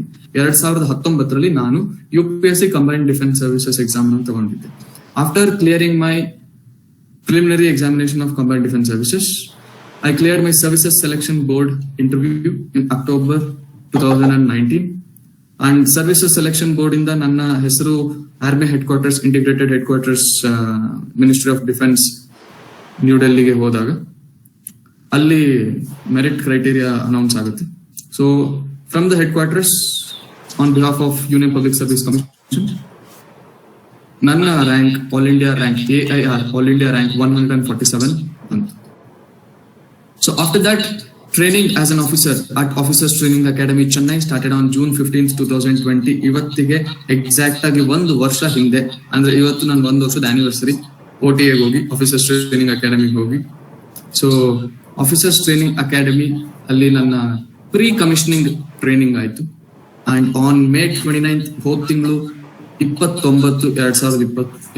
May 29, 2021 I got my presidential commissioning as an officer in Indian Army. So ಇದು ನನ್ನ examination ಬಗ್ಗೆ ನಾನು ಮಾತಾಡ್ತೀನಿ. So how to prepare for UPSC examinations, ಇದು ಎಲ್ಲರೂ general ಆಗಿ ಕೇಳುವಂತ ಪ್ರಶ್ನೆ. ಈ ಪ್ರಶ್ನೆ ಕೇಳದೇ ಇರೋ ವ್ಯಕ್ತಿನೇ ಇಲ್ಲ. ಪ್ರತಿಯೊಬ್ಬ ಡಿಗ್ರಿ ಮಾಡಿರೋಂಗೂ ಈ ಪ್ರಶ್ನೆ ಉದ್ಭವ ಆಗೇ ಆಗುತ್ತೆ. ಆಲ್ಮೋಸ್ಟ್ ಯಾರ್ಯಾರು ಸಿವಿಲ್ ಸರ್ವಿಸಸ್ ನ ಬರಿಬೇಕಂತ ಅನ್ಕೊಂಡಿರ್ತಾರೆ ಅವ್ರೆಲ್ರಿಗೂ, ಅಥವಾ ಯಾರು UPSC ತಗೋಬೇಕು ಅನ್ಕೊಂಡಿರ್ತಾರೆ ಅವ್ರೆಲ್ರಿಗೂ ಬರುವಂತ ಪ್ರಶ್ನೆ ಇದೆ. ಸೊ ನನ್ನ ಕೇಳಿದ್ರೆ ನೀವು how to prepare for UPSC exams ಅಂತ, ನಾನ್ ನಿಮ್ಗೆ ಫಸ್ಟ್ ಪಾಯಿಂಟ್ ಹೇಳೋದು, things which work for me might or might not work for you. ನಾನು ಹೇಳ್ತೀನಿ, ನಾನು ಒಂದ್ ದಿನಕ್ಕೆ 8 ಗಂಟೆ ಓದ್ದೆ, ಅದು ನಿಮ್ ಕೈಲಿ ಆಗ್ದಲೇ ಇರ್ಬೋದು, ಅಥವಾ ನೀವು ನನ್ಗಿನ್ನ 2 ಗಂಟೆ ಜಾಸ್ತಿ ಓದಿ 10 ಗಂಟೆ ಓದ್ಬೋದು. So things which work for me might not work for you. ನಾನು 4 ಗಂಟೆ ಓದಿ UPSC ಎಕ್ಸಾಮ್ ಪಾಸ್ ಮಾಡ್ಬೋದು, ಇನ್ನೊಬ್ಬ ಯಾರಿಗೂ 4 ಗಂಟೆ ಓದಿ UPSC ಎಕ್ಸಾಮ್ ಪಾಸ್ ಮಾಡಕ್ ಆಗದೆ ಇರ್ಬೋದು. ನಾನು ಬೆಳಗ್ಗೆ 7 ಗಂಟೆಗೆ ಎದ್ದೇಳ್ಬೋದು, ಇನ್ನೊಬ್ಬ ಯಾರೋ 5 ಗಂಟೆಗೆ ಎದ್ದೇಳ್ಬೋದು, ನನ್ನ ಕೈಲಿ 5 ಗಂಟೆಗೆ ಎದ್ದೇಳಕ್ ಆಗದೆ ಇರ್ಬೋದು. ಒಬ್ಬ ಕೆಲ್ಸಕ್ಕೆ ಹೋಗ್ತಾ UPSC ಎಕ್ಸಾಮ್ ಪ್ರಿಪೇರ್ ಆಗ್ಬೇಕು ಅಂತ ಅನ್ಕೋಬಹುದು. ನಾನು ಎಲ್ಲದನ್ನು ಬಿಟ್ಟು ಮನೇಲಿ ಕುತ್ಕೊಂಡು UPSC ಪ್ರಿಪೇರ್ ಆದವನು. ಸೊ ನಾನು ಅವನಿಗೆ ಐಡಿಯಾನ ಕೊಡೋಕ್ಕಾಗಲ್ಲ. So what is the criteria to prepare for UPSC examinations? First point is assess yourself and make your own plan. ನಿಮ್ಮದೇ ಆದಂತಹ ಸ್ವಂತ ಪ್ಲಾನ್ ನ ಮಾಡಿ. ನಿಮ್ಮ ಶೆಡ್ಯೂಲ್ ನೋಡ್ಕೊಳ್ಳಿ, ನೀವು ವರ್ಕಿಂಗ ಅಥವಾ ನಾಟ್ ವರ್ಕಿಂಗ, ಅಥವಾ ನೀವು ಸ್ಟೂಡೆಂಟ್, ನೀವು ನಿಮ್ಮ ಸಬ್ಜೆಕ್ಟ್ಸ್ ಅನ್ನ ಎಷ್ಟೊತ್ತು ಓದ್ಬೇಕು, ಬೇರೆ ಸಬ್ಜೆಕ್ಟ್ಸ್ ಅನ್ನ ಎಷ್ಟೊತ್ತು ಓದ್ಬೇಕು, UPSC ರಿಲೇಟೆಡ್ ಬುಕ್ಸ್ ಎಷ್ಟೊತ್ತು ಓದ್ಬೇಕು, ಈ ಟೈಮ್ ನಿಮಗೆ ಗೊತ್ತಿರುತ್ತೆ. ನಿಮ್ಮ ಒಂದು ದಿನದ ದಿನಚರಿ ನಿಮಗೆ ಗೊತ್ತಿರುತ್ತೆ. Know your strengths and weaknesses. ಒಬ್ಬನಿಗೆ ಒಂದು ಪುಸ್ತಕ ಓದಕ್ಕೆ 1 ದಿನ ಬೇಕಾಗ್ಬೋದು, ಇನ್ನೊಬ್ಬನಿಗೆ ಅದೇ ಪುಸ್ತಕ ಓದಕ್ಕೆ 3 ದಿನ ಬೇಕಾಗ್ಬೋದು. ಸೊ ನಿಮ್ಮ ಮೆಮೊರಿ ಪವರ್ ಅಥವಾ ನಿಮ್ಮ ಗ್ರಾಸ್ಪಿಂಗ್ ಕೆಪಬಿಲಿಟೀಸ್ ನಿಮಗೆ ಗೊತ್ತಿರುತ್ತೆ. So that is your strength. But there might be weaknesses also. ಕೆಲವ್ರಿಗೆ 10 ಗಂಟೆ ಮೇಲೆ ಓದಕ್ ಆಗ್ದಲೇ ಇರ್ಬೋದು, ನಿದ್ದೆ ಬರ್ಬೋದು. ಕೆಲವ್ರಿಗೆ ಹೆಲ್ತ್ ಪ್ರಾಬ್ಲಮ್ಸ್ ಇರ್ಬೋದು, ಜಾಸ್ತಿ ಹೊತ್ತು ಓದಿದ್ರೆ ಮೈಗ್ರೇನ್, ತಲೆನೋವು ಬರ್ಬೋದು. So that might be your health weakness. ಇನ್ನೊಬ್ರಿಗೆ ತುಂಬಾ ಆಚೆ ಈಚೆ ಓಡಾಡುವಂತಹ ಚಟ ಇರಬಹುದು. So that is another weakness. So curtail your weaknesses, increase your strengths. This is what you have to do. Then sir ಕೇಳ್ತಾರ ಎಷ್ಟೊಂದು ಜನ, ಸರ್ ನೀವು UPSC ಎಕ್ಸಾಮ್ ಕ್ಲಿಯರ್ ಮಾಡಿದ್ರ, AIR 147 ನಿಮ್ಗೆ ನೋಡಿದ್ರೆ ನಮ್ಗೆ ಇನ್ಸ್ಪೈರ್ ಆಗುತ್ತೆ, ನೀವು ಯೂನಿಫಾರ್ಮ್ ಹಾಕೋದು ನೋಡಿದ್ರೆ ಇನ್ಸ್ಪೈರ್ ಆಗುತ್ತೆ. ಸರ್ ನಿಮ್ ಟೈಮ್ ಟೇಬಲ್ ಏನಿತ್ತು ಸರ್? ಸರ್ ನಮ್ಮ ಟೈಮ್ ಟೇಬಲ್ ಇಲ್ಲ sir. Time table is to break. So what I tell is read every time. Time ಸಿಕ್ಕಿದಾಗೆಲ್ಲ ಓದಿ. ಮೆಟ್ರೋಲ್ ಕುತ್ಕೊಂಡು ಟ್ರಾವೆಲ್ ಮಾಡ್ತಾ ಇರ್ತೀರ ಓದಿ. ಬಸ್ಸಲ್ಲಿ ಕುತ್ಕೊಂಡು ಟ್ರಾವೆಲ್ ಮಾಡ್ತಾ ಇರ್ತೀರ ಓದಿ. ಕ್ಲಾಸ್ ಮಧ್ಯೆ 10-15 ನಿಮಿಷ ಬ್ರೇಕ್ ಸಿಗುತ್ತೆ, ಕುತ್ಕೊಂಡು ಒಂದು ಬುಕ್ ಓದಿ, ನಾವೆಲ್ಸ್ ಓದಿ. ಓದೋ ಅಭ್ಯಾಸ ನೀವು ಮಾಡ್ಕೊಂಡಷ್ಟು ಬುಕ್ಗೆ ಎಷ್ಟೊತ್ತು ನೀವು ಹತ್ರ ಇರ್ತೀರೋ ಅಷ್ಟು ಹೊತ್ತು ನಿಮ್ಮ ಬ್ರೈನ್ ಬೇರೆ ಯೋಚನೆ ಮಾಡೋದಿಲ್ಲ. ನಿಮ್ ಬ್ರೈನ್ ಬೇರೆ ಯೋಚನೆ ಮಾಡದಿಲ್ದಾಗ ನಿಮ್ಮ ಫೋಕಸ್ ಒಂದ್ ಕಡೆ ಇರುತ್ತೆ. ನಿಮ್ಮ ಫೋಕಸ್ ಒಂದ್ ಕಡೆ ಇದ್ದಾಗ ನೀವು ನಿಮ್ಮ ಏಮಗ್ ಹತ್ರ ಆಗ್ತೀರಾ. ನಿಮ್ ಏಮಗ್ ನೀವು ಹತ್ರ ಆದಷ್ಟು ಇನ್ನೊಬ್ಬ ಯಾರೋ ಇದೇ ಏಮ್ ಇಟ್ಕೊಂಡಿರೋ ಅವ್ನು ಓದ್ತಿರಲ್ವಲ್ಲ, ಅವನು ದೂರ ಆಗ್ತಾನೆ, ಅವನ್ಗಿನ 2 ರ್ಯಾಂಕ್ ನೀವು ಮೇಲೆ ಹೋಗ್ತೀರಾ. ಅವಾಗ ನಿಮ್ಮ ಸಕ್ಸಸ್ ರೇಟ್ ಜಾಸ್ತಿ ಇರುತ್ತೆ. ಸೊ ಲಾಸ್ಟ್ ಪಾಯಿಂಟ್, ಈ 4 ನಾನು ನಿಮ್ಗೆ ಒಂದು ಆರ್ಡರ್ ಹಾಕಿದ್ದೀನಿ. Dedication, perseverance, motivation and patience. Patience ನ ಪರ್ಪಸ್ಫುಲ್ ಆಗಿ ಲಾಸ್ಟ್ ಹಾಕಿದ್ದೀನಿ. ಯಾಕೆ ಅಂತ ನಾನು ನಿಮ್ಗೆ ಹೇಳ್ತೀನಿ. ಮೊದಲನೇದಾಗಿ ಡೆಡಿಕೇಶನ್ ಎಲ್ರಿಗೂ ಗೊತ್ತು, ಪ್ರತಿಯೊಬ್ಬನು ಹೇಳ್ತಾನೆ, ಅದನ್ನ ಸುಭಾಷ್ ಸೆಪರೇಟ್ ಆಗಿ ಹೇಳೋ ಅವಶ್ಯಕತೆ ಇಲ್ಲ, ಡೆಡಿಕೇಶನ್ ಮಾಡ್ಬೇಕಂತ. ಪರ್ಸಿವರೆನ್ಸ್, ಡೆಡಿಕೇಶನ್ ಏನೋ ಇರುತ್ತೆ, ಬಟ್ ರೆಗ್ಯುಲಾರಿಟಿ ಇರೋದಿಲ್ಲ ಎಷ್ಟೊಂದು ಜನದಲ್ಲಿ. ಇವತ್ತು ಓದ್ತಾರೆ, ನಾಳೆ ಓದಲ್ಲ, ನಾಡಿದ್ದು ಓದಲ್ಲ, ಮತ್ತೆ ನಾಡಿದ್ದ ಬುಕ್ ಹಿಡಿತಾರೆ, ಹಿಂದೆ ಏನು ಓದಿರ್ತಾರೆ ಮರ್ತೇ ಹೋಗಿರುತ್ತೆ, ಕಂಟಿನ್ಯೂಟಿ ಸಿಗೋದಿಲ್ಲ. So there must be perseverance, constant efforts. Motivation, ಇದು ತುಂಬಾ ಜನ ಕೇಳ್ತಾರೆ ನಾನು, ಸರ್ ನಿಮ್ಗೆ ಏನ್ ಮೋಟಿವೇಟ್ ಮಾಡ್ತು ಆಫೀಸರ್ ಆಗೋಕೆ? ಸರ್ ಏನ್ ಮೋಟಿವೇಟ್ ಮಾಡ್ತು ಅನ್ನೋದಕ್ಕಿಂತ ಹೆಚ್ಚಾಗಿ ಒಂದು ಮೋಟಿವೇಶನ್ ನಿಮ್ ಜೊತೆ ಎಷ್ಟು ಹೊತ್ತು ಉಳಿತು ಅನ್ನೋದು ಮುಖ್ಯ. ನಾನಿವತ್ತು ಬಂದು ಎಲ್ಲರನ್ನು ಅಡ್ರೆಸ್ ಮಾಡಿದಾಗ ಅನ್ಸುತ್ತೆ, ನಾನು ಡಿಫೆನ್ಸ್ ಸರ್ವಿಸಸ್ಗೆ ಹೋಗ್ಬೋದಾಗಿತ್ತು, ಅಥವಾ ನಾನು ಸಿವಿಲ್ ಸರ್ವಿಸಸ್ ನ ತಗೋಬೇಕು ಅಂತ ಅನ್ಸುತ್ತೆ. ನನ್ನ ನೋಡ್ತೀರಾ, ಇನ್ಸ್ಪೈರ್ ಆಗ್ಬಿಡುತ್ತೆ ಮಾತಾಡಿದ್ ಕೇಳಿ. ಸಾಯಂಕಾಲ ಹೋಗ್ತೀರಾ, ಬುಕ್ ತೆಗಿತೀರಾ, ಏನ್ 2 ಗಂಟೆ 3 ಗಂಟೆ ಬುಕ್ ಓದ್ತೀರಾ, 50 ಪೇಜ್ ಮುಗಿಸ್ತೀರಾ, ಫುಲ್ ಖುಷಿ ಆಗುತ್ತೆ. ಮಾರನೇ ದಿವಸ ಅಲೆ ನಾವ್ ಹೇಳಿರೋ ಮಾತು ಮರ್ತೋಗಿರುತ್ತೆ, ಬುಕ್ ಅಲ್ಲಿ ಓದಿರೋದು ಮರ್ತೋಗಿರುತ್ತೆ. ಸೊ ಮೋಟಿವೇಶನ್ ಎಕ್ಸ್ಟರ್ನಲ್ ಇಂದ ಸಿಗೋದು ಟೆಂಪರರಿ, ಆದ್ರೆ ಇಂಟರ್ನಲ್ ಮೋಟಿವೇಶನ್ ಏನ್ ಸಿಗುತ್ತೆ ಅಲ್ಲ, ಅದು ಪರ್ಮನೆಂಟ್. ನೀವು ನಿಮ್ಮ ಕನ್ನಡಿ ಮುಂದೆ ನಿಂತ್ಕೊಂಡಾಗ ನೀವ್ ಏನ್ ಆಗ್ಬೇಕು ಅನ್ನೋದು ನಿಮಗ್ ಕಾಣಿಸ್ಬೇಕು. ನೀವು ನಿಮ್ ಕನ್ನಡಿ ಮುಂದೆ ನಿಂತಾಗ ನಿಮ್ಗೆ ಯೂನಿಫಾರ್ಮ್ ಅಲ್ಲಿರೋ ನೀವು ಕಾಣಿಸ್ಬೇಕು, ಅಥವಾ ಒಬ್ಬ IAS ಆಫೀಸರ್ ಕಾಣಿಸ್ಬೇಕಲ್ಲಿ. ಪೇಷನ್ಸ್ ಲಾಸ್ಟಿಗೆ ಹಾಕಿದ್ದೀನಿ. ರೀಸನ್ ಏನಂದ್ರೆ UPSC is a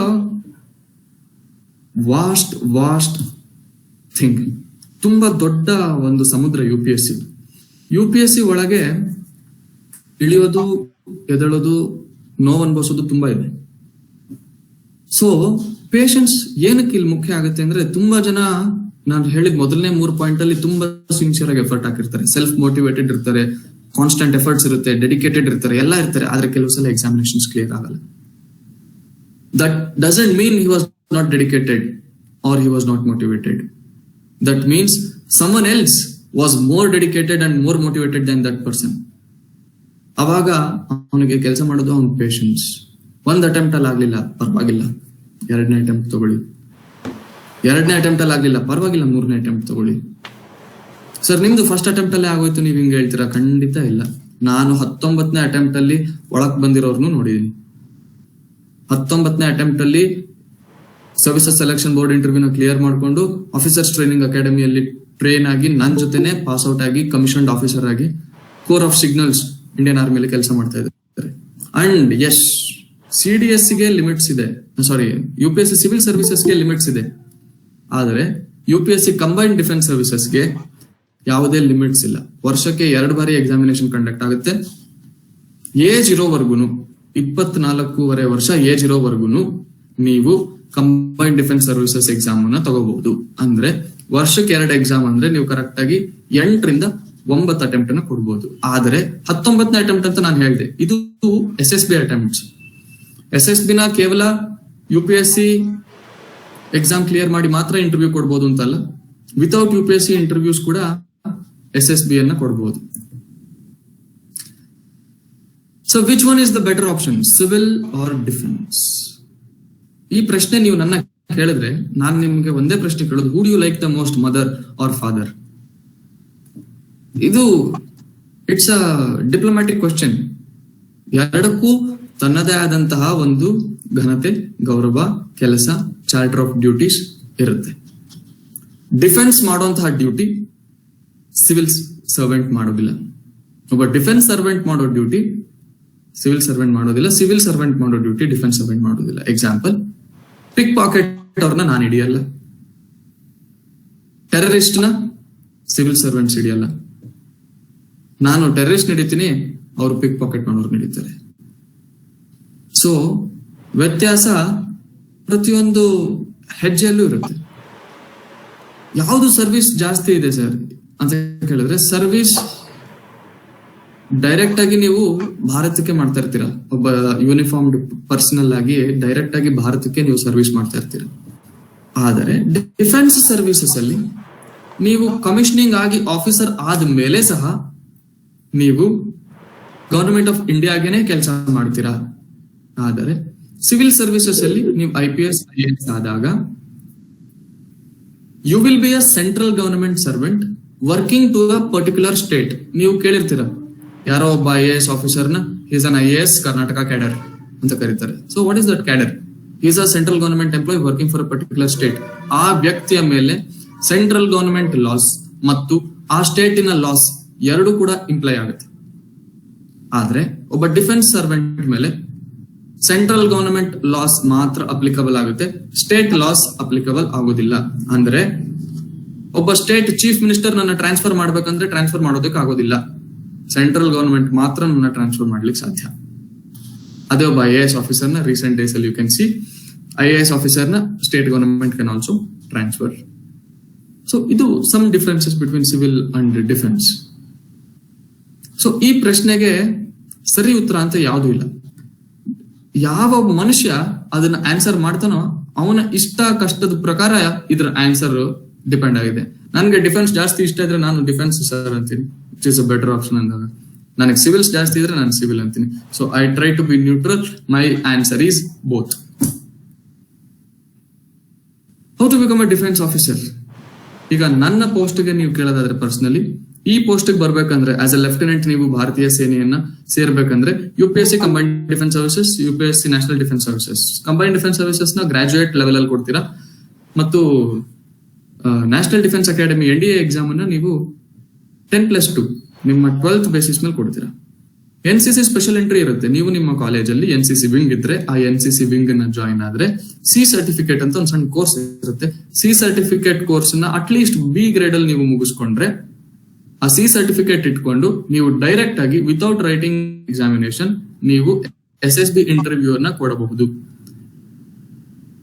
for those who are graduated in bachelor of engineering BE ಮತ್ತು BTech ಅವರಿಗೆ they can also directly give the SSB interview. JAG entry in the Judge Advocate General JAG. So that is for LLB graduates. And TES ಅಂದ್ರೆ technical entry scheme 10+2 CBSE state ಮತ್ತು ICSE board ಇಂದ 10+2 science ವಿದ್ಯಾರ್ಥಿಗಳಿಗೆ direct ಆಗಿ ಅವರ percentage ಏನಾದ್ರು percentage ಗಿನ, for example last time 82 ಇತ್ತು, 82 and above ಇದ್ದಾಗ they can directly give the SSB and they can become officers. So how to face the interview? So ಇದು ತುಂಬಾ ಜನ ನನ್ನ ಕೇಳಿದ್ದಾರೆ, ಸರ್ ನೀವು ಇಂಟರ್ವ್ಯೂ ನಲ್ಲಿ ಹೇಗೆ ಫೇಸ್ ಮಾಡಿದ್ರಿ ಅಂತ. ಮೊಟ್ಟ ಮೊದಲನೇದಾಗಿ ಬಿ ಕಾನ್ಫಿಡೆಂಟ್. ನೀವು ನಿಮ್ಮ ಒಂದು ಪೋಸ್ಚರ್ ಏನಿದೆ ಆ ಪೋಸ್ಚರ್ ಇಂದ ಹಿಡಿದು ನೀವು ಮಾತಾಡುವಾಗ ನಿಮ್ಮ ಮಾತು ಪ್ರತಿಯೊಂದನ್ನು ಕಾನ್ಫಿಡೆಂಟ್ ಆಗಿರ್ಬೇಕು. Be fluent in speech, no ah and uh. ನೀವು ಮಾತಾಡುವಾಗ ಇದೆಲ್ಲ ಮಾಡಬಾರ್ದು. ನಿಮ್ಮ ಸ್ಪೀಚ್ ಫ್ಲೂಯೆಂಟ್ ಆಗಿರ್ಬೇಕು. ಅಂಡ್ ಪ್ರತಿಯೊಂದು ಇಂಟರ್ವ್ಯೂ ಇಂಗ್ಲಿಷ್ ಅಲ್ಲೇ ನಡೆಯುತ್ತೆ. So be fluent in English. Third point, do not lie. ಏನಕ್ಕೆ ಡು ನಾಟ್ ಲೈ ಅಂತ ಹೇಳ್ತೀನಿ ಅಂದ್ರೆ, ಒಬ್ಬ ಆಫೀಸರ್ ಸುಳ್ಳು ಹೇಳೋದು ತನ್ನ ಪೋಸ್ಟ್ಗೆ ಲಕ್ಷಣ ಅಲ್ಲ. ಒಬ್ಬ ಡಿಫೆನ್ಸ್ ಆಫೀಸರ್ ಆಗಿರ್ಲಿ ಅಥವಾ ಒಬ್ಬ ಸಿವಿಲ್ ಸರ್ವೆಂಟ್ ಆಗಿರ್ಲಿ, ಸೊ ಆತ ಯಾವತ್ತೂ ಸುಳ್ಳು ಹೇಳೋದು ಅವನ ಸ್ಥಾನಕ್ಕೆ ಶೋಭೆ ತರೋದಿಲ್ಲ. ಆ ಸ್ಥಾನಕ್ಕೆ ನೀವು ಟ್ರೈ ಮಾಡ್ತಾ ಇದ್ದೀರಾ ಅಂದ್ರೆ try to be one such officer when you are facing the interview. ಮನ್ಸೊಳಗಿಂದ ನಾನು ಆಫೀಸರ್ ಆದ್ರೆ ಹೇಗಿರ್ತೀನಿ ಅನ್ನೋದನ್ನ ನೋಡ್ಕೊಂಡು ಅಲ್ಲಿ ಬಿಹೇವ್ ಮಾಡಿ. ಸುಳ್ಳು ಹೇಳಿದ್ರೆ ಏನಾಗುತ್ತೆ? ಸುಳ್ಳು ಹೇಳಿದ್ರೆ ನೀವು ಖಂಡಿತ ಸಿಗಾಕೋತೀರಾ, ಬಿಕಾಸ್ ನಿಮ್ಮ ಆನ್ಸರ್ ಮೇಲೆ ಮುಂದಿನ ಪ್ರಶ್ನೆ ಡಿಪೆಂಡ್ ಆಗಿರುತ್ತೆ. ಸೊ ಆದ್ರಿಂದ ಅಂಡ್ ನಿಮ್ಮನ್ನ ಇಂಟರ್ವ್ಯೂ ಮಾಡೋ officer He'll be a trained psychologist. ಅವರು ಸಿವಿಲ್ ಸರ್ವೆಂಟ್ ಆಗಿರ್ಲಿ, ಡಿಫೆನ್ಸ್ ಸರ್ವೆಂಟ್ ಆಗಿರ್ಲಿ, ನಿಮ್ಮನ್ನ ಅವ್ರು ಇಂಟರ್ವ್ಯೂ ಮಾಡಕ್ ಬಂದಿದ್ದಾರೆ ಅಂದ್ರೆ all interviewing officers for group A gazetted officer post are trained psychologists. They can easily make it out whether you are lying or you are telling the truth. And be ready for the unexpected questions. ನೀವು unexpected questions ಗೆ ready ಆಗಿರ್ಬೇಕು. ಅವ್ರು ಏನ್ ಬೇಕಾದ್ರೂ ಕೇಳ್ಬೋದು. ಒಬ್ಬ ಇಂಟರ್ವ್ಯೂಯಿಂಗ್ ಆಫೀಸರ್ಗೆ ಭಾರತ ಸರ್ಕಾರದಿಂದ ನೇರವಾದಂತಹ ಆದೇಶ ಇರುತ್ತೆ. He will have the direct authority given from the government of India to ask any question, literally any question to the cadet or candidate. Be calm, take a second and answer. Calm ಆಗಿ ಆಲೋಚನೆ ಮಾಡಿ 1 second, ನಂತರ answer ಮಾಡಿ. Thinking fast ಆಗಿರ್ಲಿ. Sit erect, ಹೇಗೋ ಕೂತ್ಕೋಬೇಡಿ. Posture ಸರಿಯಾಗಿರ್ಲಿ. Answer to the point, don't tell stories. ಕತೆ ಹೇಳ್ಬೇಡಿ ಅವ್ರಿಗೆ. ಈಗ ನಿಮ್ ಜೀವನದ ಏನೋ ಮಿಸ್ ಆಗಿ ಕೇಳ್ತಾರೆ ಅನ್ಕೊಳ್ಳಿ, ಅವಾಗ ದಯಮಾಡಿ ಕತೆ ಹೇಳ್ಬೇಡಿ. Answer to the point. ಅಪ್ಪನ ಸಂಬಳ ಎಷ್ಟು? 1,000 ರೂಪಾಯಿ ಇದ್ರೆ ಸರ್ 1,000 ರೂಪಾಯಿ ಅಷ್ಟೇ. ಸರ್ ನಮ್ಮ ಅಪ್ಪ ಅಲ್ಲಿ ಕೆಲಸ ಮಾಡಕ್ ಹೋಗ್ತಿರ್ತಾರೆ, ಮುಂಚೆ ಅಷ್ಟು ಬರ್ತಿತ್ತು, ಈಗ ಇಷ್ಟು ಬರ್ತಿದೆ. ಕತೆ ಹೇಳ್ಬೇಡಿ. ತಂದೆ ಸ್ಯಾಲರಿ 1,000 ರೂಪೀಸ್, ಮುಗಿತು. Look in to the officers eye while speaking. ದಯಮಾಡಿ ನೆಲ ನೋಡೋದು, ಅಕ್ಕಪಕ್ಕ ನೋಡೋದು, ಮೇಲ್ಗಡೆ ರೂಫ್ ನೋಡೋದು, ಅಲ್ಲಿ ಯಾವ್ದೋ ಕಿಟಕಿ ಇದ್ರೆ ಕಿಟಕಿ ನೋಡೋದು, ಪೇಂಟಿಂಗ್ ಇದ್ರೆ ಪೇಂಟಿಂಗ್ ನೋಡೋದು ಮಾಡಬೇಡಿ. ಧೈರ್ಯವಾಗಿ ಆಫೀಸರ್ ಕಣ್ಣಲ್ಲಿ ಕಣ್ಣಿಟ್ಟು ಮಾತಾಡಿ. Why to be an officer? Officer ಆಗೋಕೆ ಏನಕ್ಕೆ ಆಫೀಸರ್ ಆಗಬೇಕು? So one thing is, it's a direct service to the nation. ಎಷ್ಟೊಂದು ಜನಕ್ಕೆ ನಾನು ದೇಶಕ್ಕೆ ಹೋಗಿ ಅದ್ ಮಾಡ್ಬೇಕು, ಇದ್ ಮಾಡ್ಬೇಕು, ನಾವು ದೇಶ ಬದಲಾಯಿಸ್ಬಿಡ್ತೀನಿ, ತುಂಬಾ ಕರಪ್ಷನ್ ಇದೆ, ಅದು ಇದು ಅಂತೆಲ್ಲ ಮಾತಾಡ್ತಾರೆ. ಈವನ್ ಯಂಗ್ ಜನರೇಷನ್ ನೀವು ಕುತ್ಕೊಂಡು ಕೆಫೆಟೇರಿಯಲ್ ಕೂಡ ಮಾತಾಡ್ತೀರಾ ಅನ್ಸುತ್ತೆ, ಅಥವಾ ಕ್ಯಾಂಟೀನ್ ಅಲ್ಲಿ ಮಾತಾಡ್ತೀರಾ ಅನ್ಸುತ್ತೆ. So when you become an officer, when you are a part of the system, you can change the system. So try to be a part of it. This is why you want to be an officer. ಈಗ ಕೆಲವ್ರಿಗೆ sir ನನಗೆ motivation ಸಾಕಾಗ್ತಿಲ್ಲ ಅಂತ ಅನ್ಸುತ್ತೆ. Okay, ನಾನ್ ನಿಮ್ಗೆ ಒಂದು ಸಣ್ಣ motivation ಕೊಡ್ತೀನಿ. ಕೆಲವ್ರಿಗೆ ಒಬ್ಬೊಬ್ರಿಗೆ ಒಂದೊಂದು ಮೋಟಿವೇಟ್ ಮಾಡ್ಬೋದು. ಒಬ್ರಿಗೆ ಯೂನಿಫಾರ್ಮ್ ಮೋಟಿವೇಟ್ ಮಾಡ್ಬೋದು, ಒಬ್ರಿಗೆ ಅದರಿಂದ ಬರೋ ಸಂಬಳ ಮೋಟಿವೇಟ್ ಮಾಡ್ಬೋದು, ಇನ್ನೊಬ್ರಿಗೆ ಸ್ಟಾರ್ಸ್ ಮೋಟಿವೇಟ್ ಮಾಡ್ಬೋದು, ಇನ್ನೊಬ್ರಿಗೆ ಗೌರ್ಮೆಂಟ್ ಗಾಡಿ ಮೋಟಿವೇಟ್ ಮಾಡ್ಬೋದು, ಇನ್ನೊಬ್ರಿಗೆ ರೆಸ್ಪೆಕ್ಟ್ ಮೋಟಿವೇಟ್ ಮಾಡ್ಬೋದು, ಇನ್ನೊಬ್ರಿಗೆ ಅದ್ರಲ್ಲಿ ಸಿಗೋ ಪ್ರಿವಿಲೇಜಸ್ ಮೋಟಿವೇಟ್ ಮಾಡ್ಬೋದು. So I am telling you the privileges you are getting as an officer. What you want? ನಿಮ್ ಮನಸ್ಸಲ್ಲಿ ಏನಾದ್ರು ಅನ್ಕೊಳ್ಳಿ, that you will get once you become an officer. ನನಗೆ ಬೇಕಿತ್ತು, I wanted societal status and respect. Yes, I got it. Think whatever you want and that you get when you become an officer. 100% ಸಿಗುತ್ತೆ. ಇರಕ್ ಬಂಗ್ಲೆ ಬೇಕು, ಖಂಡಿತ ಸರ್ಕಾರ ಕೊಡುತ್ತೆ ನನಗೆ. ನಿಮ್ಮನ್ನ ಕೆಲಸ ಮಾಡ್ಕೆ ನಿಮ್ಮನ್ನ ನೋಡ್ಕೊಳಕ್ ಯಾರೊಬ್ರು ಬೇಕು, ಖಂಡಿತ ನನಗೊಬ್ಬ ಗನ್ಮನ್ ಇದ್ದಾನೆ. ನಿಮ್ಗೆ ಯಾರೋ ಅಡುಗೆ ಮಾಡಿ ಹಾಕ್ಬೇಕು, ಹೌದು. I never cook for my self. Sir ನನಗೆ VIP ಸ್ಟೇಟಸ್ ಬೇಕು, ನಾನು ಏರ್ಪೋರ್ಟ್ ಹೋದ್ರೆ ಇವತ್ತು VIP ಲೈನ್ ಅಲ್ಲಿ ಒಳಗೆ ಹೋಗೋದು. My ID card gives everything I want. So just think what you want and you will become it, obviously. So that is why you want to be group A gazetted officer in India. India is a vast country. 136 ಕೋಟಿ ಜನಸಂಖ್ಯೆಯಲ್ಲಿ ನೀವು group A gazetted officer ಆದ್ರೆ, I will tell you, this is I think 0.5% or 1% of the total population in India. So when you are such creamy layer, then you will obviously get whatever you want. It's a high ranked status for anyone who wants to become an officer. So I conclude by telling you that please do smart work. There's a lot of difference between hard work and smart work. ಕೆಳಗಡೆ ನಾನು ನಿಮಗೆ ತೋರಿಸ್ತೀನಿ. ಒಂದು wooden box ನ ಆ ರೀತಿನೂ ತಳ್ಬೋದು, ಅದನ್ನ cut ಮಾಡಿ ರೌಂಡ್ ಮಾಡಿ ಆ ರೀತಿನೂ ತಳ್ಬೋದು. So do smart work. And health is wealth. Wear mask above your nose. Roam around ಎಲ್ಲರೂ ಮಾಸ್ಕ್ ಹಾಕೊಂತ ಇದ್ದಾರೆ, ಅದ್ರ ಮೂಗ್ ಕೆಳಗೆ ಹಾಕ್ತಾ ಇದ್ದಾರೆ. Wear your mask above your nose and roam around. Have a happy life. I think ನಾನು ಸರಿಯಾದ ಸಮಯಕ್ಕೆ ನನ್ನ ಟಾಕ್ ಅನ್ನ ಮುಗಿಸಿದೀನಿ ಅಂತ ಅನ್ಕೋತೀನಿ. So if anyone is having any doubt, they can please shoot at me. Thank you, Lieutenant Subhash. Serving in the army is not a job. It cannot be a job. But working in the army is about love. It's a passion. You do it for the pride and honor of your country. When you're protecting your country's border 16,000 feet above the sea level at a temperature of minus 50 degrees at the Siachen Glacier, it can't be just another job. Neither in neither in battling an average temperature of 50 degree in the blistering heat of Rajasthan. You're not working for yourself, you're doing it for the country and for its citizens. You are ensuring that they go about their lives normally, even though your life is anything but that. It's not easy to be so selfless, and that's exactly what makes these ordinary men extraordinary. Thank you, Lieutenant Subhash, for sharing that wonderful PPT with your experience and knowledge about UPSC, about the difference between civil service and NDA, and the motivational talk what you gave for our students. I hope definitely our students will be motivated by your presentation. Thank you once again for throwing insights into the career in civil and defense service. Thank you, Lieutenant. Thank you, madam. Thank you. Now I request Santosh sir to hand over the session for the question and interactive session. Santosh sir, ವಿದ್ಯಾರ್ಥಿಗಳು ಏನಾದರೂ ಪ್ರಶ್ನೆಗಳನ್ನ ಕೇಳೋಂಗಿದ್ರೆ ಸಂತೋಷ್ ಸರ್ಗೆ chat box ಅಲ್ಲಿ ಹಾಕ್ಬೋದು, ಇಲ್ಲ direct ವಿದ್ಯಾರ್ಥಿಗಳು ಪ್ರಶ್ನೆಗಳನ್ನ ಕೇಳಬಹುದು. Santosh sir, you can handle this session. ಪ್ರೀತಿಯ ವಿದ್ಯಾರ್ಥಿಗಳೇ, ಎನಿ ಡೌಟ್ಸ್ ಏನಾದರೂ ಡೌಟ್ಸ್ ಇದ್ರೆ ನೇರವಾಗಿ ಸ್ಪೀಕರ್ ಆನ್ ಮಾಡಿ ಕೇಳಿ. ಸುಭಾಷ್ ಸರ್ ಇದ್ದಾರೆ, ಮೇಡಮ್ ಇದ್ದಾರೆ, ಪ್ರತಿಯೊಬ್ಬರು ಇದ್ದಾರೆ ಇಲ್ಲಿ. ನಿಮ್ಗೆ ಏನೇ ಕ್ಲಾರಿಫಿಕೇಶನ್ ಇದ್ರೂ ಕೇಳ್ಬೋದು.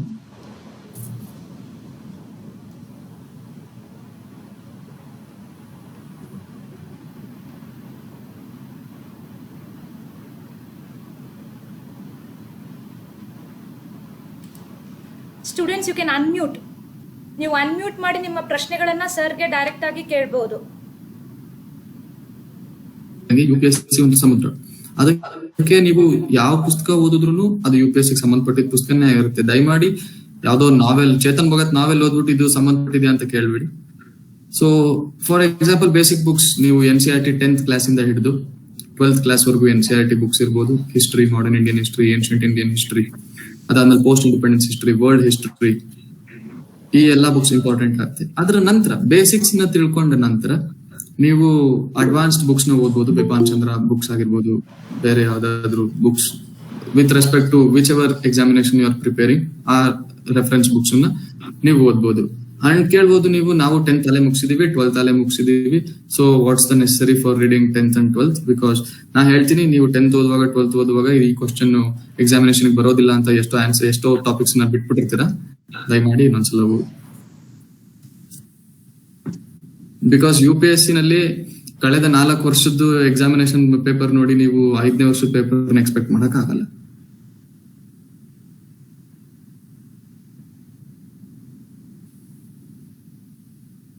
Yes, any other questions?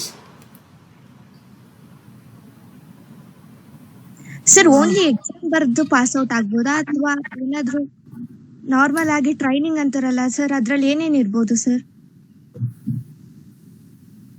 ಯಾವ ಟ್ರೈನಿಂಗ್ ಕೇಳ್ತಾ ಇದೀರಾ ನೀವು? ಸರ್, ಈಗ ಎಕ್ಸಾಮ್ ಪಾಸ್ ಔಟ್ ಆದ್ಮೇಲೆ ಟ್ರೈನಿಂಗ್ ತಗೋಬೇಕು ಅಂತ ಇರುತ್ತಲ್ವಾ ಸರ್, ಅದ್ರಲ್ಲಿ ಏನೇನ್ ಯಾವ ತರ ಟ್ರೈನಿಂಗ್ ಕೊಡ್ತಾರೆ ಸರ್? UPSC ನೀವು ಸಿವಿಲ್ ಸರ್ವಿಸಸ್ ಪಾಸ್ ಆದ್ಮೇಲೆ ನೀವು ಅಕಾಡೆಮಿಕ್ಸ್ ಹೋಗ್ತೀರಾ. UPSC ಸಿವಿಲ್ ಸರ್ವಿಸ್ ಪಾಸ್ ಆದ್ಮೇಲೆ Lal Bahadur Shastri National Academy of Administration ಮಸೂರಿಗೆ ಹೋಗ್ತೀರಾ.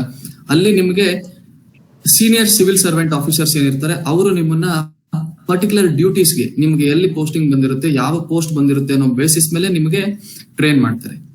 UPSC combined defence services examination ನ ಕ್ಲಿಯರ್ ಮಾಡಿದಾಗ ನೀವು ಆಫೀಸರ್ಸ್ ಟ್ರೈನಿಂಗ್ ಅಕಾಡೆಮಿ ಅಥವಾ ಇಂಡಿಯನ್ ಮಿಲಿಟರಿ ಅಕಾಡೆಮಿ ಅನ್ನೋ ಟ್ರೈನಿಂಗ್ ಸೆಂಟರ್ಸ್ ಹೋಗ್ತೀರಾ. ಅಲ್ಲಿ ನಿಮಗೆ ನಿಮ್ಮ ಪರ್ಟಿಕ್ಯುಲರ್ ಚಾರ್ಟರ್ ಆಫ್ ಡ್ಯೂಟೀಸ್ ಬಗ್ಗೆ ಟ್ರೈನ್ ಮಾಡ್ತಾರೆ. UPSC IPS ಕ್ಲಿಯರ್ ಮಾಡಿದಾಗ ನೀವು Sardar Vallabhbhai Patel police training academy Hyderabad ಹೋಗ್ತೀರಾ. ಆಗ ಅಲ್ಲಿ ನಿಮ್ಗೆ ಆ ಪರ್ಟಿಕ್ಯುಲರ್ ಪೊಲೀಸ್ ಟ್ರೈನಿಂಗ್ ಏನಿದೆ ಆ ಟ್ರೈನಿಂಗ್ ನ ಮಾಡ್ತಾರೆ. ಅದೇ ರೀತಿ ಪ್ರತಿಯೊಂದು group A gazetted officer post ಗೆ ಅದರದೇ ಆದಂತಹ ಸೆಪರೇಟ್ ಟ್ರೈನಿಂಗ್ ಇನ್ಸ್ಟಿಟ್ಯೂಟ್ಸ್ ನ ಭಾರತ ಸರ್ಕಾರ ಕೆಟಗರಿ ಎ ಇನ್ಸ್ಟಿಟ್ಯೂಷನ್ಸ್ ಅಂತ ಹೇಳ್ಬಿಟ್ಟು ಎಸ್ಟಾಬ್ಲಿಷ್ ಮಾಡಿದೆ. ಸೊ ಆ ಪರ್ಟಿಕ್ಯುಲರ್ ಇನ್ಸ್ಟಿಟ್ಯೂಷನ್ಸ್ ಅಲ್ಲಿ ನಿಮಗೆ ಟ್ರೈನ್ ಮಾಡ್ತಾರೆ. ಏನು ಟ್ರೈನ್ ಮಾಡ್ತಾರೆ ಅನ್ನೋದು ಅವರವರ ಚಾರ್ಟರ್ ಆಫ್ ಡ್ಯೂಟೀಸ್ ಮೇಲೆ ಡಿಪೆಂಡ್ ಆಗಿರುತ್ತೆ.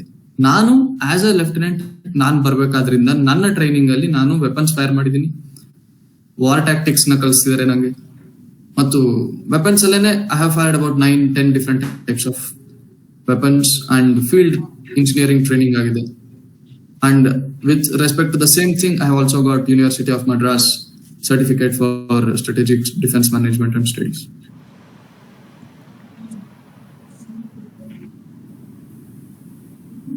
ಎಲ್ಲರಿಗೂ ನಮಸ್ತೆ. ಹೇಳಮ್ಮ. ಸರ್ ನಮಸ್ತೆ ಸರ್, ನಿಮಗೆ ಅಭಿನಂದನೆಗಳು ಸರ್. Thank you.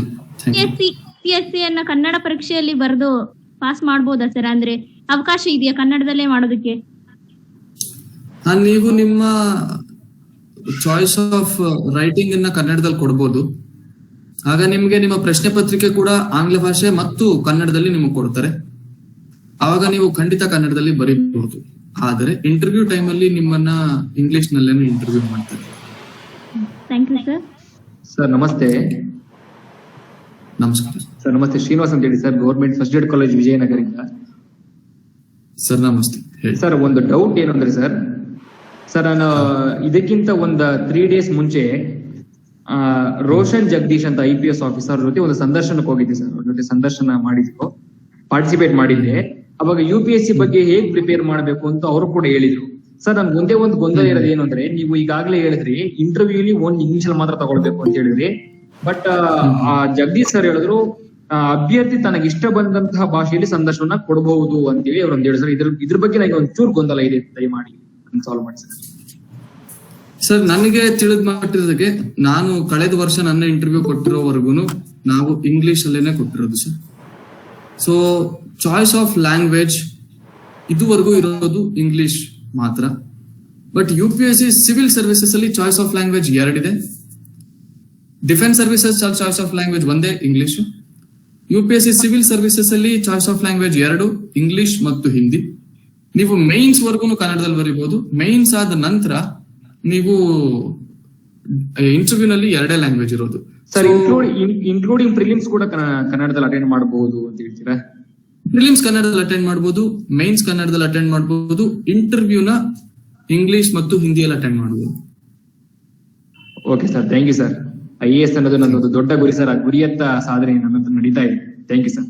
ನಿಮ್ಮ ಈ ಒಂದು ಉಪಯುಕ್ತ ಮಾಹಿತಿ ಕೊಟ್ಟದಕ್ಕೆ ತುಂಬಾ ಧನ್ಯವಾದಗಳು ಸರ್. Thank you sir.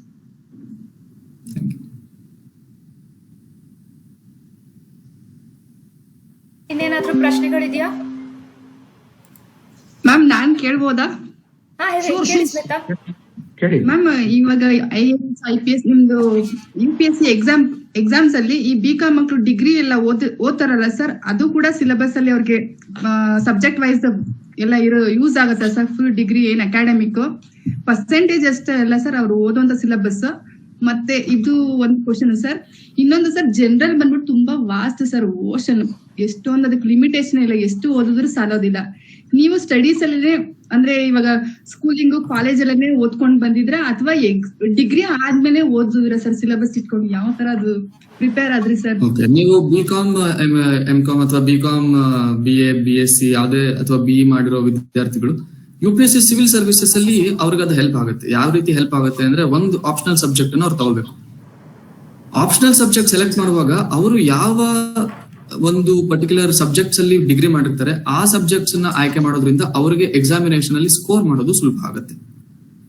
So optional subject ಅಲ್ಲಿ ಅವರಿಗೆ ಅವರ ಡಿಗ್ರಿ ಮತ್ತು ಮಾಸ್ಟರ್ ಡಿಗ್ರಿ ಸಬ್ಜೆಕ್ಟ್ಸ್ ಗಳನ್ನು ಖಂಡಿತ ಹೆಲ್ಪ್ ಮಾಡುತ್ತೆ. ಜನರಲ್ ಸಬ್ಜೆಕ್ಟ್ಸ್ ಮಾತ್ರ ಅವರು ಸೆಪರೇಟ್ ಆಗಿ ಓದ್ಬೇಕಾಗಿ ಬರುತ್ತೆ. ಸೊ ಇದು with respect to your first question. ನಿಮ್ಮ 2ನೇ ಪ್ರಶ್ನೆ, ನಾನು ಯಾವಾಗಿಂದ ಪ್ರಿಪರೇಷನ್ ಶುರು ಮಾಡಿದೆ ಅಂತ. ನಾನು ನನ್ನ ಡಿಗ್ರಿ ಮುಗಿಯೋವರೆಗೂ ನಾನು ಒಬ್ಬ science graduate, BSc graduate, Tumakuru university. So degree ಮುಗಿಯೋವರೆಗೂ ನಾನು ಡಿಗ್ರಿ ಸಬ್ಜೆಕ್ಟ್ಸ್ ಏನಿತ್ತು ಅದ್ರ ಮೇಲೆ ಕಾನ್ಸಂಟ್ರೇಟ್ ಮಾಡಿದೆ. So degree I passed out with 90.88% from Tumakuru university college of science. After that I went to Delhi and started my coaching for all UPSC examinations.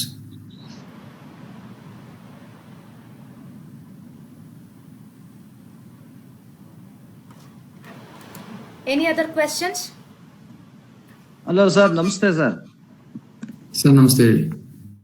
Sir ನಾವು Banavara first grade ಕಾಲೇಜಲ್ಲಿ principal ಆಗಿ ಕೆಲಸ ಮಾಡ್ತಾ ಇದ್ದೀವಿ. ಸರ್ ನಮಸ್ತೆ, ಹೇಳಿ. ಸರ್ ಹಳ್ಳಿ ಮಕ್ಕಳು ಇದು UPSC ಎಕ್ಸಾಮ್ ಕಂಡಕ್ಟ್ ಮಾಡೋದಕ್ಕೆ ನಿಮ್ಮ ಒಂದು ಸಲಹೆ ಏನ್ ಸರ್? ಯಾಕೆಂದ್ರೆ UPSC ಎಕ್ಸಾಮ್ ಅಂದ್ರೆ ಅದು ಹಳ್ಳಿ ಮಕ್ಕಳಿಗೆ ಒಂದ್ ಸ್ವಲ್ಪ ಜ್ಞಾನದಲ್ಲಿ ಕೈಗೆ ಎಟಕದೇ ಇರ್ತಕ್ಕಂತ ಒಂದು ವಿಚಾರ ಆಗಿರುತ್ತೆ. ಹಾಗಾಗಿ ಹಳ್ಳಿ ಮಕ್ಕಳಿಗೆ ನೀವು ಈ ತರ ಒಂದು ಮೋಟಿವೇಶನ್ ಮಾಡೋದಕ್ಕೆ ಸಜೆಷನ್ ಕೊಡ್ತೀರಾ sir? Thank you for question sir. ಈ ಪ್ರಶ್ನೆಗೆ ಉತ್ತರ ಏನಪ್ಪಾ ಅಂದ್ರೆ, UPSC ಕ್ಲಿಯರ್ ಮಾಡೋದಕ್ಕೆ ಒಬ್ಬ ವಿದ್ಯಾವಂತ ಸಿಟಿಯಿಂದನೇ ಬರ್ಬೇಕಂತೇನಿಲ್ಲ. ಇತ್ತೀಚೆಗೆ ನಾವು ತುಂಬಾ ಸ್ಟೇಟ್ಸ್ ಇಂದ ನೋಡ್ತಾ ಇದೀವಿ, ಇನ್ಕ್ಲೂಡಿಂಗ್ ಕರ್ನಾಟಕ. ಎಷ್ಟೋ ಜನ ಆಟೋ ಓಡಿಸುವಂತ ಅವ್ರ ಮಗ ಇವತ್ತು UPSC ಕ್ಲಿಯರ್ ತಾನೆ, ತರಕಾರಿ ಮಾರುವಂತವ್ರ ಮಗ ಇವತ್ತು UPSC ಕ್ಲಿಯರ್ ಮಾಡಿರ್ತಾನೆ. ಇದು ಎಲ್ಲರಿಗೂ ಕೈಗೆ ಎಟಕಿಸುವಂತದ್ದೇ ಸರ್, ಯಾರಿಗೂ ಕೈಗೆ ಎಟಕದ ಹಣ್ಣಲ್ಲ ಇದು. ಸೊ ಒಂದ್ ಏನಪ್ಪಾ ಅಂದ್ರೆ ಅವರು ಎಷ್ಟ್ರ ಮಟ್ಟಿಗೆ ಈ ಒಂದು ಪರ್ಟಿಕ್ಯುಲರ್ ಇದಕ್ಕೆ ಎಕ್ಸ್ಪೋಸ್ ಆಗಿದ್ದಾರೆ ಅನ್ನೋದ್ರ ಬೇಸಿಸ್ ಮೇಲೆ ಅದು ನಿಂತ್ಕೊಂಡಿದೆ. ಇವತ್ತು ಎಲ್ಲರ ಹತ್ರನೂ ಸ್ಮಾರ್ಟ್ ಫೋನ್ಸ್ ಇದೆ, ಹಳ್ಳಿಗೂ ಸ್ಮಾರ್ಟ್ ಫೋನ್ಸ್ ರೀಚ್ ಆಗಿದೆ. ಎಲ್ಲರೂ ಜಿಯೋ ನೆಟ್ ಯೂಸ್ ಮಾಡ್ತಾ ಇದಾರೆ ಅಥವಾ ಏರ್ಟೆಲ್ ನೆಟ್ ಯೂಸ್ ಮಾಡ್ತಾ ಇದಾರೆ. ಸೊ ಕೈಯಲ್ಲಿರುವಂತಹ ಒಂದು ಮಷೀನ್ ಕರೆಕ್ಟ್ ಆಗಿ ಯೂಸ್ ಮಾಡ್ಕೊಂಡ್ರೆ ಖಂಡಿತ ಸಕ್ಸಸ್ ಪ್ರತಿಯೊಬ್ಬರಿಗೂ ಇರುತ್ತೆ. Madam thank you sir. Ashwini madam, ಸಮಯದ ಅಭಾವ ಆಗ್ಬೋದು ನೋಡಿ. ಲಾಸ್ಟ್ ಕ್ವೆಶ್ಚನ್ ಯಾವ್ದಾದ್ರು ಇದ್ರೆ ಯಾರಾದ್ರೂ ಕೇಳಲಿಕ್ಕಿದ್ರೆ ಕೇಳಬಹುದು, otherwise will move for the next session. ಏನಾದ್ರೂ ಇದೆಯಾ ಸರ್? ಇನ್ನೊಂದು ಕ್ವಶನ್ ಸರ್. ಹೇಳಿ ಸರ್, UPSCಗೆ ಓನ್ ಸ್ಟಡಿ ಅಥವಾ ಮಾಡ್ಕೋಬಹುದಾ ಅಥವಾ ಕೋಚಿಂಗ್ ಹೋಗೇ ಮಾಡ್ಬೇಕಂತ ಇದೆಯಾ ಸರ್? ಸರ್, ಕೋಚಿಂಗ್ ಹೋಗ್ಲೇಬೇಕು ಅಂತ ಯಾವ್ದಕ್ಕೂ ಮ್ಯಾಂಡೇಟರಿ ಇಲ್ಲ ಸರ್. UPSC ನವರು ಕೋಚಿಂಗ್ ಸೆಂಟರ್ಸ್ ಅವರು ಪ್ರತಿಯೊಂದು ಇವಾಗ ಮನಿ ಮೋಟಿವೇಟೆಡ್ ಇದ್ದಾರೆ. ನಿಮಗೆ ಹೇಗೆ ಕೋಚಿಂಗ್ ತಗೊಳ್ಳೋದು ಮೋಟಿವೇಶನ್ ಇರುತ್ತೋ ಅವರಿಗೆ ನಿಮ್ಮಿಂದ ಹಣ ತಗೊಳ್ಳೋದು ಮೋಟಿವೇಶನ್. ಸೊ ಕೋಚಿಂಗ್ ಹೋಗ್ಲೇಬೇಕು ಅಂತ ನಾನು ಯಾರಿಗೂ ರೆಕಮೆಂಡ್ ಮಾಡೋದಿಲ್ಲ, ಆದ್ರೆ ಕೋಚಿಂಗ್ ಹೋಗೋರ್ನ ಬೇಡ ಅಂತಲೂ ನಾನು ಹೇಳೋದಿಲ್ಲ. ಅದು ಅವರವರ, ನಾನು ಹೇಳಿದ್ನಲ್ಲ, ಅವರವರ ಸ್ಟ್ರೆಂತ್ ಅವ್ರವ್ರಿಗೆ ಗೊತ್ತಿರುತ್ತೆ. ಕೆಲವರಿಗೆ ಅಲ್ಲಿಗೆ ಹೋದ್ರೇನೆ ಮೋಟಿವೇಶನ್ ಸಿಗ್ಬೋದು, ಕೆಲವ್ರಿಗೆ ಮನೇಲಿ ಕುತ್ಕೊಂಡೇನೆ ಮೋಟಿವೇಶನ್ ಸಿಗ್ಬೋದು. ಮನೇಲಿ ಕುತ್ಕೊಂಡೆ ಸ್ವಂತ ಸ್ಟಡಿ ಮಾಡ್ತೀನಿ ಅನ್ನೋರಿಗೆ ನಾನು 100% ಸಪೋರ್ಟ್ ಮಾಡ್ತೀನಿ. Okay sir, thank you sir. ನಮಗೆ ನೀವೇ motivate sir. Thank you. Thank you Srinivas ಅವರೇ. ಇನ್ನೇನಾದ್ರೂ ಪ್ರಶ್ನೆಗಳಿದ್ಯಾ? Hi sir. ಹಲೋ. ನೀವು ಡೆಲ್ಲಿಲಿ ಕೋಚಿಂಗ್ ಸೆಂಟರ್, ಯಾವ ಕೋಚಿಂಗ್ ಸೆಂಟರ್ಗೆ ಹೋಗಿದ್ರಿ ಅಂತ ಕೇಳ್ಬೇಕಿತ್ತು. ನಾವು ನನ್ನ ಕೋಚಿಂಗ್ ಸೆಂಟರ್ ನ ಹೆಸರು ಎಲ್ಲೂ ರಿವೀಲ್ ಮಾಡುವಾಗಿಲ್ಲ ನನ್ನ ಚಾರ್ಟರ್ ಪ್ರಕಾರ. I am not supposed to name any private organization because I am on uniform and I belong to Government of India. Okay, sir. Thank you. Thank you. And ನಿಮ್ಮ ಸಣ್ಣ ಸಂದೇಹಕ್ಕೋಸ್ಕರ ನಾನು ಹೇಳ್ತೀನಿ, I joined more than 4-5 different coaching academies. ಒಂದ್ರ ಮೇಲೂ ನಂಗೆ satisfy ಆಗ್ಲಿಲ್ಲ ಇದುವರೆಗೂ.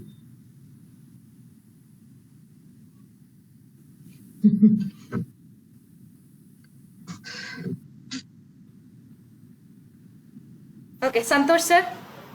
Madam, ಇನ್ನು ಅಧ್ಯಕ್ಷರ ಭಾಷಣ. ಇನ್ಯಾವುದು ಪ್ರಶ್ನೆಗಳಿಲ್ಲ ಅನ್ಕೊಂಡಿದ್ದೀನಿ. He himself is a motivation.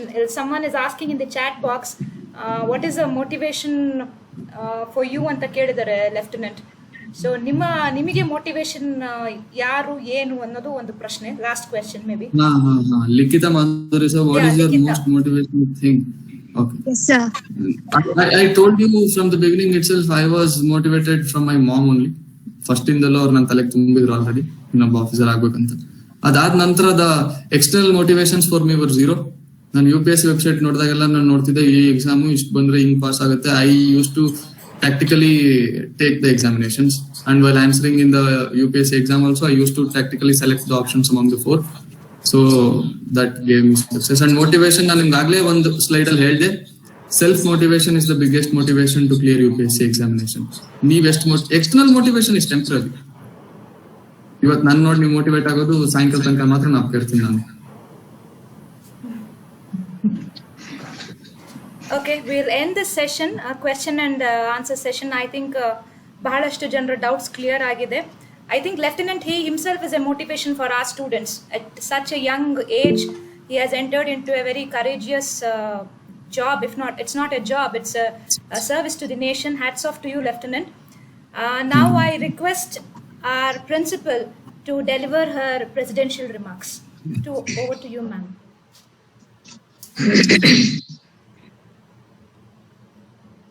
ಎಲ್ಲರಿಗೂ ಪ್ರೀತಿಯ ನಮಸ್ಕಾರಗಳು.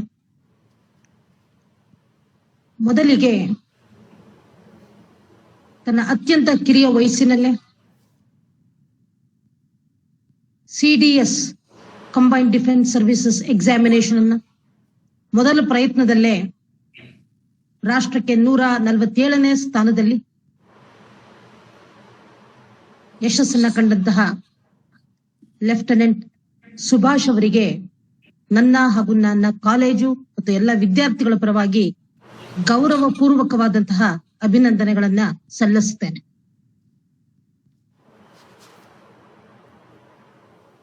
ಸುಭಾಷನ್ನ ಬಹುಶಃ ನಾನು ಅವನ 1ನೇ ವಯಸ್ಸಿನಿಂದಾನೇ ನೋಡ್ಕೊಂಡು ಬಂದಿದ್ದೇನೆ. ನನ್ಗೆ ಇವತ್ತು ಸುಭಾಷನ್ ನೋಡಿದ್ರೆ ನಿಜವಾಗ್ಲೂ hats off Subhash. Really proud of you, really proud of you. ಇವತ್ತಿನ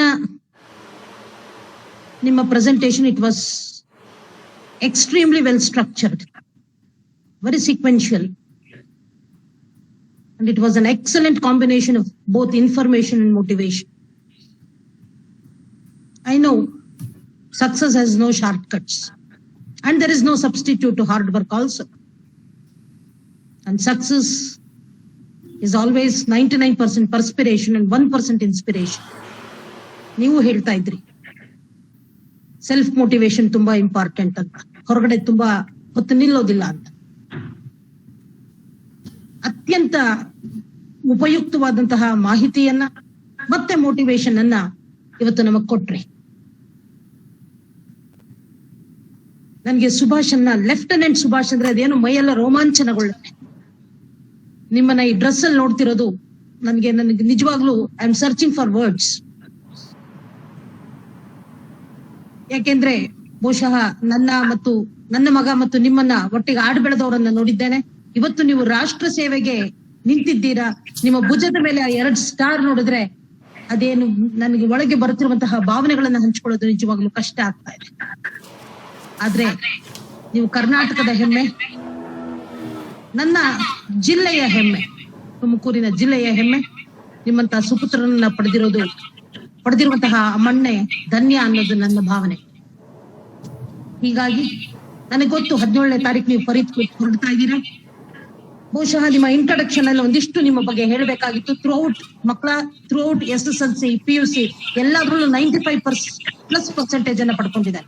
BSc ಯಲ್ಲೂ ಡಿಸ್ಟಿಂಕ್ಷನ್ 89-90% ಅನ್ನ ಪಡ್ಕೊಂಡಿದ್ದಾರೆ ಸುಭಾಷ್ ಅವರು. ಇವತ್ತು ಈ ಸ್ಥಾನಕ್ಕೆ ಬರಬೇಕಾದ್ರೆ ಅಷ್ಟು ಹೂವಿನ ಹಾದಿ ಆಗಿರ್ಲಿಲ್ಲ.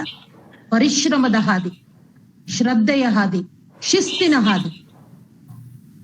ಆ ಹಾದಿ ಅವ್ರನ್ನ ಇವತ್ತಲ್ಲಿ ತಂದು ನಿಲ್ಲಿಸಿದೆ. ರಾಷ್ಟ್ರದ ಹೆಮ್ಮೆಯಾಗಿ ಇವತ್ತು ಒಬ್ಬ ಲೆಫ್ಟಿನೆಂಟ್ ಆಗಿ ನಮ್ಮ ಮುಂದೆ ನಿಂತಿದ್ದಾರೆ. ಅದು ಅಷ್ಟು ಸುಲಭದ ಮಾತಲ್ಲ. ಅದಕ್ಕೆ ಒಂದು ಗೋಲ್ ಸೆಟ್ಟಿಂಗ್ ಇರಬೇಕು, ಡೆಡಿಕೇಶನ್ ಅಂಡ್ ಡಿಟರ್ಮಿನೇಷನ್ ಇರಬೇಕು. ಅದನ್ನ ಸಾಧನೆ ಮಾಡಿದ್ದೀರಾ ಸುಭಾಷ್. ಇದೇನು ಹೊರಡೋ ಸಮಯದಲ್ಲೂ ಕೂಡ ನಿಮ್ಮ ತಯಾರಿಯ ಒತ್ತಡದಲ್ಲೂ ಕೂಡ ನನ್ನ ಒಂದು ಮನವಿಗೆ ಸ್ಪಂದಿಸಿ ಇವತ್ತು ಬಂದು ನಮ್ಮೆಲ್ಲರನ್ನು ಕುರಿತು ನೀವು ಪರಿಪೂರ್ಣವಾದಂತಹ ಮಾಹಿತಿ ಮತ್ತು ಉತ್ತೇಜನವನ್ನು ನೀಡಿದ್ದೀರಿ. ಅದಕ್ಕೆ ನಿಮ್ಗೆ ಅನಂತ ಧನ್ಯವಾದಗಳನ್ನ ಅರ್ಪಿಸ್ತೇನೆ. ಹೆಚ್ಚಿನ ಮಾತು ತೆಗೆದುಕೊಳ್ಳೋದಿಲ್ಲ. ಇವತ್ತಿನ ಈ ಕಾರ್ಯಕ್ರಮದ ಮುಖ್ಯ ಅತಿಥಿಯಾಗಿ ಡಾಕ್ಟರ್ ಲೀಲಾವತಿ ಅವರನ್ನ ಬರಲೇಬೇಕು ಅಂತ ಬಲವಂತ ಮಾಡಿದೆ. She was not ready to be the chief guest of this function. ಇಲ್ಲ, ನನ್ನ ಮಗ ಇವತ್ತು ಮಾತಾಡ್ತಿರೋದ್ರಿಂದ ನಾನು ಆದ್ರೆ ಸರಿ ಕಾಣೋದಿಲ್ಲ. ನಾನು ಹೇಳಿದೆ ಮೇಡಮ್ಗೆ, you are the most appropriate chief guest of today's function, today's programme ಅಂತ ಹೇಳಿದೆ. ಕಾರಣ ಇಷ್ಟೇ, ಅದನ್ನ ಈಗಾಗಲೇ ಸುಭಾಷ್ ಹೇಳಿದ್ದಾರೆ, ಅವರೇ ನನ್ನ ಮೋಟಿವೇಶನ್ ಅಂತ.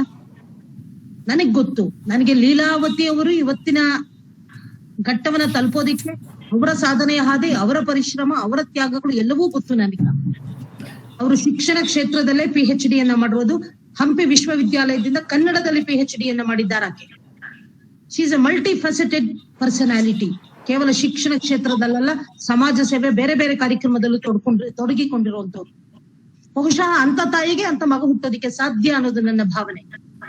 ಕಾರಣ ಏನು ಅಂದ್ರೆ ಅವರ ನಿರಂತರವಾದ ಮೋಟಿವೇಶನ್. ನಾನು ಮೊನ್ನೆ ಅವ್ರನ್ನ ಕೇಳ್ತಾ ಇದ್ದೆ, ನಾನು ಆಕ್ಚುಲಿ ರಿಕ್ವೆಸ್ಟೆಡ್ ಸುಭಾಷ್ 2 ಸ್ಲೈಡ್ಸ್ ಹಾಕಿ ಅಂತ.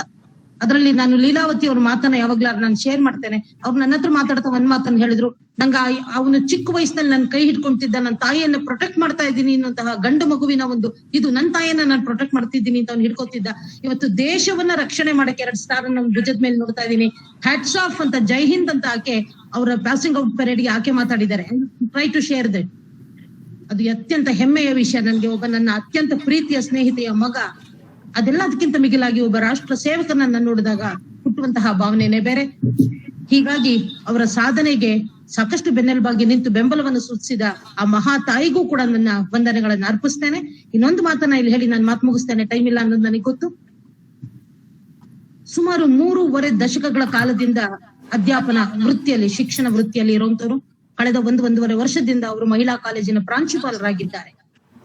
ಬಹುಶಃ ಎಲ್ಲ ನಾವು ಹೇಳುವ ಮಾತು, ಪೋಷಕರು ಮೊದಲ ಗುರುಗಳಾದ್ರೆ ಗುರುಗಳು ಎರಡನೇ ಪೋಷಕರು ಅಂತ ಹೇಳ್ತಾರೆ. ಹೇಗೆ ತನ್ನ ಮಗನಿಗೆ ಬೆಂಬಲವನ್ನ ಕೊಟ್ಟು ರಾಷ್ಟ್ರದ ಅತ್ಯುತ್ತಮ ಪ್ರಜೆಯಾಗಿ ಅವನನ್ನ ನಿಲ್ಸಿದ್ದಾರೋ, ಹಾಗೆ ತನ್ನ ಪ್ರತಿಯೊಬ್ಬ ವಿದ್ಯಾರ್ಥಿಯನ್ನು ಕೂಡ ಅವರು ಮೋಟಿವೇಟ್ ಮಾಡ್ತಾರೆ. ಅವ್ರಿಗೂ ಕೂಡ ಸಾರ್ಥಕ ಬದುಕನ್ನ ಕೊಡ್ತಾರೆ, ಒಬ್ಬ ಪ್ರಾಂಶುಪಾಲೆಯಾಗಿ ಹಾಗೂ ಒಬ್ಬ ಅಧ್ಯಾಪಕಿಯಾಗಿ ಎನ್ನುವುದು ನನ್ನ ನಂಬಿಕೆ.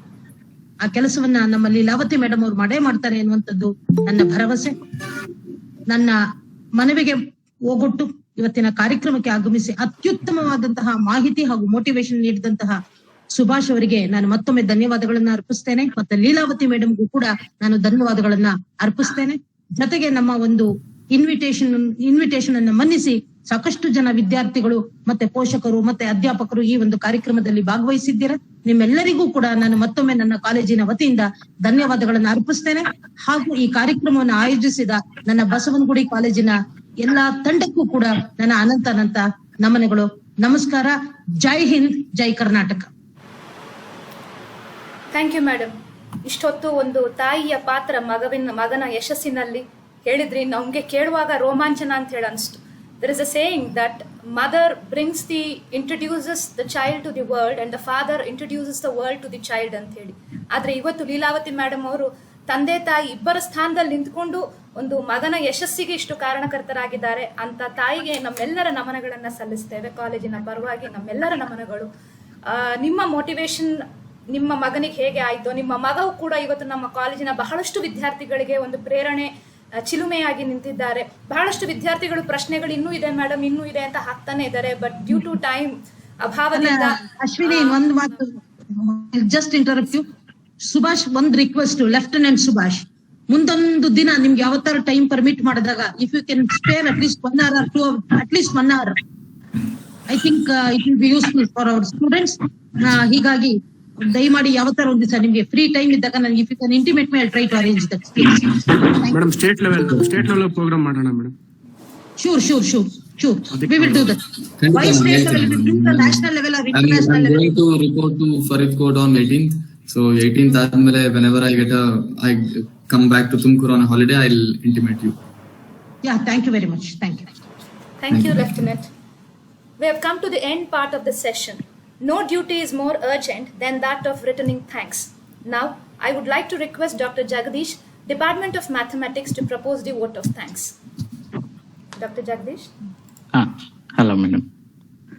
ಸೊ ಈ ಕಾರ್ಯಕ್ರಮ ಅಂತಿಮ ಘಟ್ಟ, ವಂದನಾರ್ಪಣೆ. ಸೊ ಈ ಕಾರ್ಯಕ್ರಮದ ಕೇಂದ್ರ ಬಿಂದುವಾದ, ಸೊ ನಾವು ಫಸ್ಟ್ ತಾಯಿಯಿಂದನೇ ಅಂತ ಹೇಳಬೇಕಾಗತ್ತೆ. ಸೊ ಈ ಕಾರ್ಯಕ್ರಮದ ಚೀಫ್ ಗೆಸ್ಟ್ ಆದ doctor TR Leelavathi, principal GFGC government first grade college, women's college Tumakuru. So ಅವರಿಗೆ ಕಾಲೇಜಿನ ವತಿಯಿಂದ ಮತ್ತು ವೈಯಕ್ತಿಕವಾಗಿ ಹೃತ್ಪೂರ್ವಕ ಧನ್ಯವಾದಗಳು ಮೇಡಮ್. ಧನ್ಯವಾದಗಳು ಮೇಡಮ್. ಹಾಗೂ ಈ ಕಾರ್ಯಕ್ರಮ ಕೇಂದ್ರ ಬಿಂದುಗಳಾದ ಲೆಫ್ಟಿನೆಂಟ್ ಸುಭಾಷ್ ಎಸ್ ಲೇಪಾಕ್ಷ್ ಅವರು ಹುಡುಗರಿಗೆ, ವಿದ್ಯಾರ್ಥಿಗಳಿಗೆ ಒಂದು ಮಾರ್ಗದರ್ಶನ ಏನ್ ಕೊಡ್ಬೇಕಾಗಿತ್ತೋ ಅತ್ಯುತ್ತಮವಾಗಿ, ಅಂದ್ರೆ ಹೃದಯ ನಾಟುವ ಹಾಗೆ ಅವರು ತಮ್ಮ ಒಂದು ಕಾರ್ಯಕ್ರಮ ನಡೆಸಿಕೊಟ್ಟಿದ್ದಾರೆ. ಅವರಿಗೆ ಹೃತ್ಪೂರ್ವಕ ಧನ್ಯವಾದಗಳನ್ನು ಅರ್ಪಿಸಿದ್ದೇವೆ. Thank you. ಸೊ ಕಾಲೇಜಿನ ಪ್ರಾಂಶುಪಾಲರಾದ ಡಾಕ್ಟರ್ ಶುಭಾ ರಮೇಶ್ ಅವರಿಗೆ ಕಾಲೇಜಿನ ವತಿಯಿಂದ ವಿದ್ಯಾರ್ಥಿ ಪರವಾಗಿ ವೈಯಕ್ತಿಕವಾಗಿ ಧನ್ಯವಾದಗಳು. ಹಾಗೂ ಈ ಕಾರ್ಯಕ್ರಮದ ನನ್ನ ನೆಚ್ಚಿನ ಸಹ ಪ್ರಾಧ್ಯಾಪಕರು, ಅವ್ರಿಗೂ ಧನ್ಯವಾದಗಳು. ಮತ್ತು ಈ ಕಾರ್ಯಕ್ರಮವನ್ನು ಯಶಸ್ವಿಯಾಗಿ ನಡೆಸಿಕೊಟ್ಟ ನನ್ನೆಲ್ಲ ವಿದ್ಯಾರ್ಥಿಗಳು ಮತ್ತು ಇತರೆ ಕಾಲೇಜಿನ ಅಧ್ಯಾಪಕರಿಗೆ ನನ್ನ ಧನ್ಯವಾದಗಳು. ಸೊ ಇದಕ್ಕೆ ಅವಕಾಶ ಮಾಡಿಕೊಟ್ಟ ತಮ್ಮೆಲ್ಲರಿಗೂ ಧನ್ಯವಾದಗಳು. Thank you one and all. Thank you, Jagdish. Thank you. I'll take my leave, and the program was very good and you people maintained the time very well. Thank you, especially defense orge. I have one more meet now amongu gottadu. So you people maintained the time very well. I'm really happy that sharp ನನಗೆ ಯಾವ time ಕೊಟ್ಟಿದ್ರೋ ಆ ಟೈಮಿಗೆ sharp ನನಗೆ ನೀವು ಮಾತಾಡ್ಲಿಕ್ಕೆ ಕೊಟ್ರಿ. ಯಾವ time ಹೇಳಿದ್ರೋ well before the time you are finishing the programme. This is one of the disciplined programs I have attended ever. So thanks for the discipline maintained by the principal and all the associated staff. Thank you very much. I'll take my leave. ನಾನು ಈ Google meet ಇಂದ ಇವಾಗ exit ಆಗ್ತೀನಿ. ಎಲ್ರಿಗೂ ಧನ್ಯವಾದ.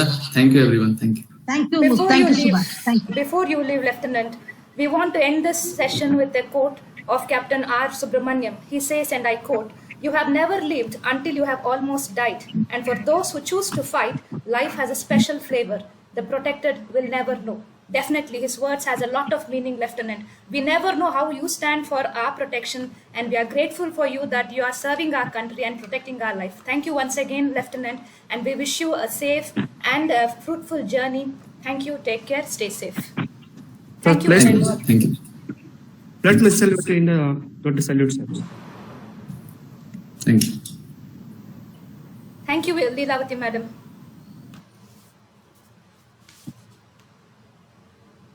Madam, Shubha madam, ಹೇಳಿ ma'am. I think we can end the meeting. On time, perfect time maintenance. Wow, good. Thank you, thank you, thank you. Thank you one and all. ಎಲ್ಲರೂ ತುಂಬಾ ಚೆನ್ನಾಗಿ organise ಮಾಡಿದ್ರಿ. Thank you one and all. And ವಿದ್ಯಾರ್ಥಿಗಳು ಕೂಡ ಅದರ ಪ್ರಯೋಜನವನ್ನ ಪಡ್ಕೊಂಡಿದ್ದಾರೆ ಅಂತ ಅನ್ಕೊಂಡಿದ್ದೇನೆ. ಬಹುಶಃ ಮುಂದೊಮ್ಮೆ ಇದೇ ರೀತಿಯಾದಂತಹ ಒಂದು ಕಾರ್ಯಕ್ರಮವನ್ನ ಹಮ್ಮಿಕೊಳ್ಳೋಣ. ಅಂಡ್ ನಮ್ಮ ವಿದ್ಯಾರ್ಥಿಗಳಿಗೆ ವಿಶೇಷವಾಗಿ ನಾನು ಈಗಾಗಲೇ ಇನ್ನೊಂದು ಗಮನಕ್ಕೆ ತರಕ್ ಇಷ್ಟಪಡ್ತೇನೆ. ನಾವು ಕೂಡ ಈ ಮುಂದಿನ ವರ್ಷ ಅಥವಾ ಈ ವರ್ಷ ಅಥವಾ ಮುಂದಿನ ವರ್ಷ ಕರೋನಾ ನಂತರದಲ್ಲಿ ಕಾಲೇಜು ರೆಗ್ಯುಲರ್ ಪ್ರಾರಂಭ ಆದ್ಮೇಲೆ ನಾವು ಎಲ್ಲ ಪ್ರಯತ್ನಗಳನ್ನ ಮಾಡಿ ಸಿವಿಲ್ ಸರ್ವಿಸಸ್ಗೆ ಒಂದು ಸ್ಪೆಷಲ್ ಕೋಚಿಂಗ್ ಇತ್ಯಾದಿಗಳನ್ನ ಕೊಡಿಸುವಂತಹ ಒಂದು ಪ್ರಯತ್ನವನ್ನ ಮಾಡ್ತೇವೆ. ಯಾಕೆಂದ್ರೆ ನಮಗೆ ಗೊತ್ತು ಅಟ್ಲೀಸ್ಟ್ ಇದರಲ್ಲಿ ಒಂದು 20% ವಿದ್ಯಾರ್ಥಿಗಳಾದ್ರೂ ಕೂಡ ನಮ್ಮ ಸಿವಿಲ್ ಸರ್ವಿಸಸ್ ಮತ್ತೆ ಡಿಫೆನ್ಸ್ ಸರ್ವಿಸಸ್ ಎಕ್ಸಾಮಿನೇಷನ್ ಅನ್ನ ತೆಗೆದುಕೊಂಡು ನಮ್ಮ ರಾಷ್ಟ್ರದ ಆಡಳಿತದ ವ್ಯವಸ್ಥೆ ಮತ್ತು ರಕ್ಷಣಾ ವ್ಯವಸ್ಥೆಯಲ್ಲಿ ನಿರ್ವಹಿಸಿದ್ರೆ ಅದು ನಮ್ಮ ಇಡೀ ಕಾಲೇಜ್ಗೆ ಒಂದು ಹೆಮ್ಮೆಯ ವಿಷಯ ಮತ್ತು ನಿಮ್ಮ ವೃತ್ತಿ ಬದುಕಕ್ಕೂ ಕೂಡ ಒಂದು ಸಕಾರಾತ್ಮಕವಾದಂತಹ ಒಂದು ಬದಲಾವಣೆ ಇರ್ಲಿ ಮಕ್ಕಳ. Thank you one and all once again. Thank you team Baswangudi, placement cell coordinator and all the members, and thank you Ashwini for nice comparing. Thank you. Thank you. Thank you. Thank you. Take care. Bye. ಎಲ್ಲ ವಿದ್ಯಾರ್ಥಿಗಳಿಗೂ ಧನ್ಯವಾದಗಳು. ಎಲ್ಲರಿಗೂ ಧನ್ಯವಾದಗಳು ಸಹಕರಿಸಿದ್ದಕ್ಕೆ. Thank you. Thank you one and all. I'll end the meeting. Okay. Bye. Bye. Bye. Thank you.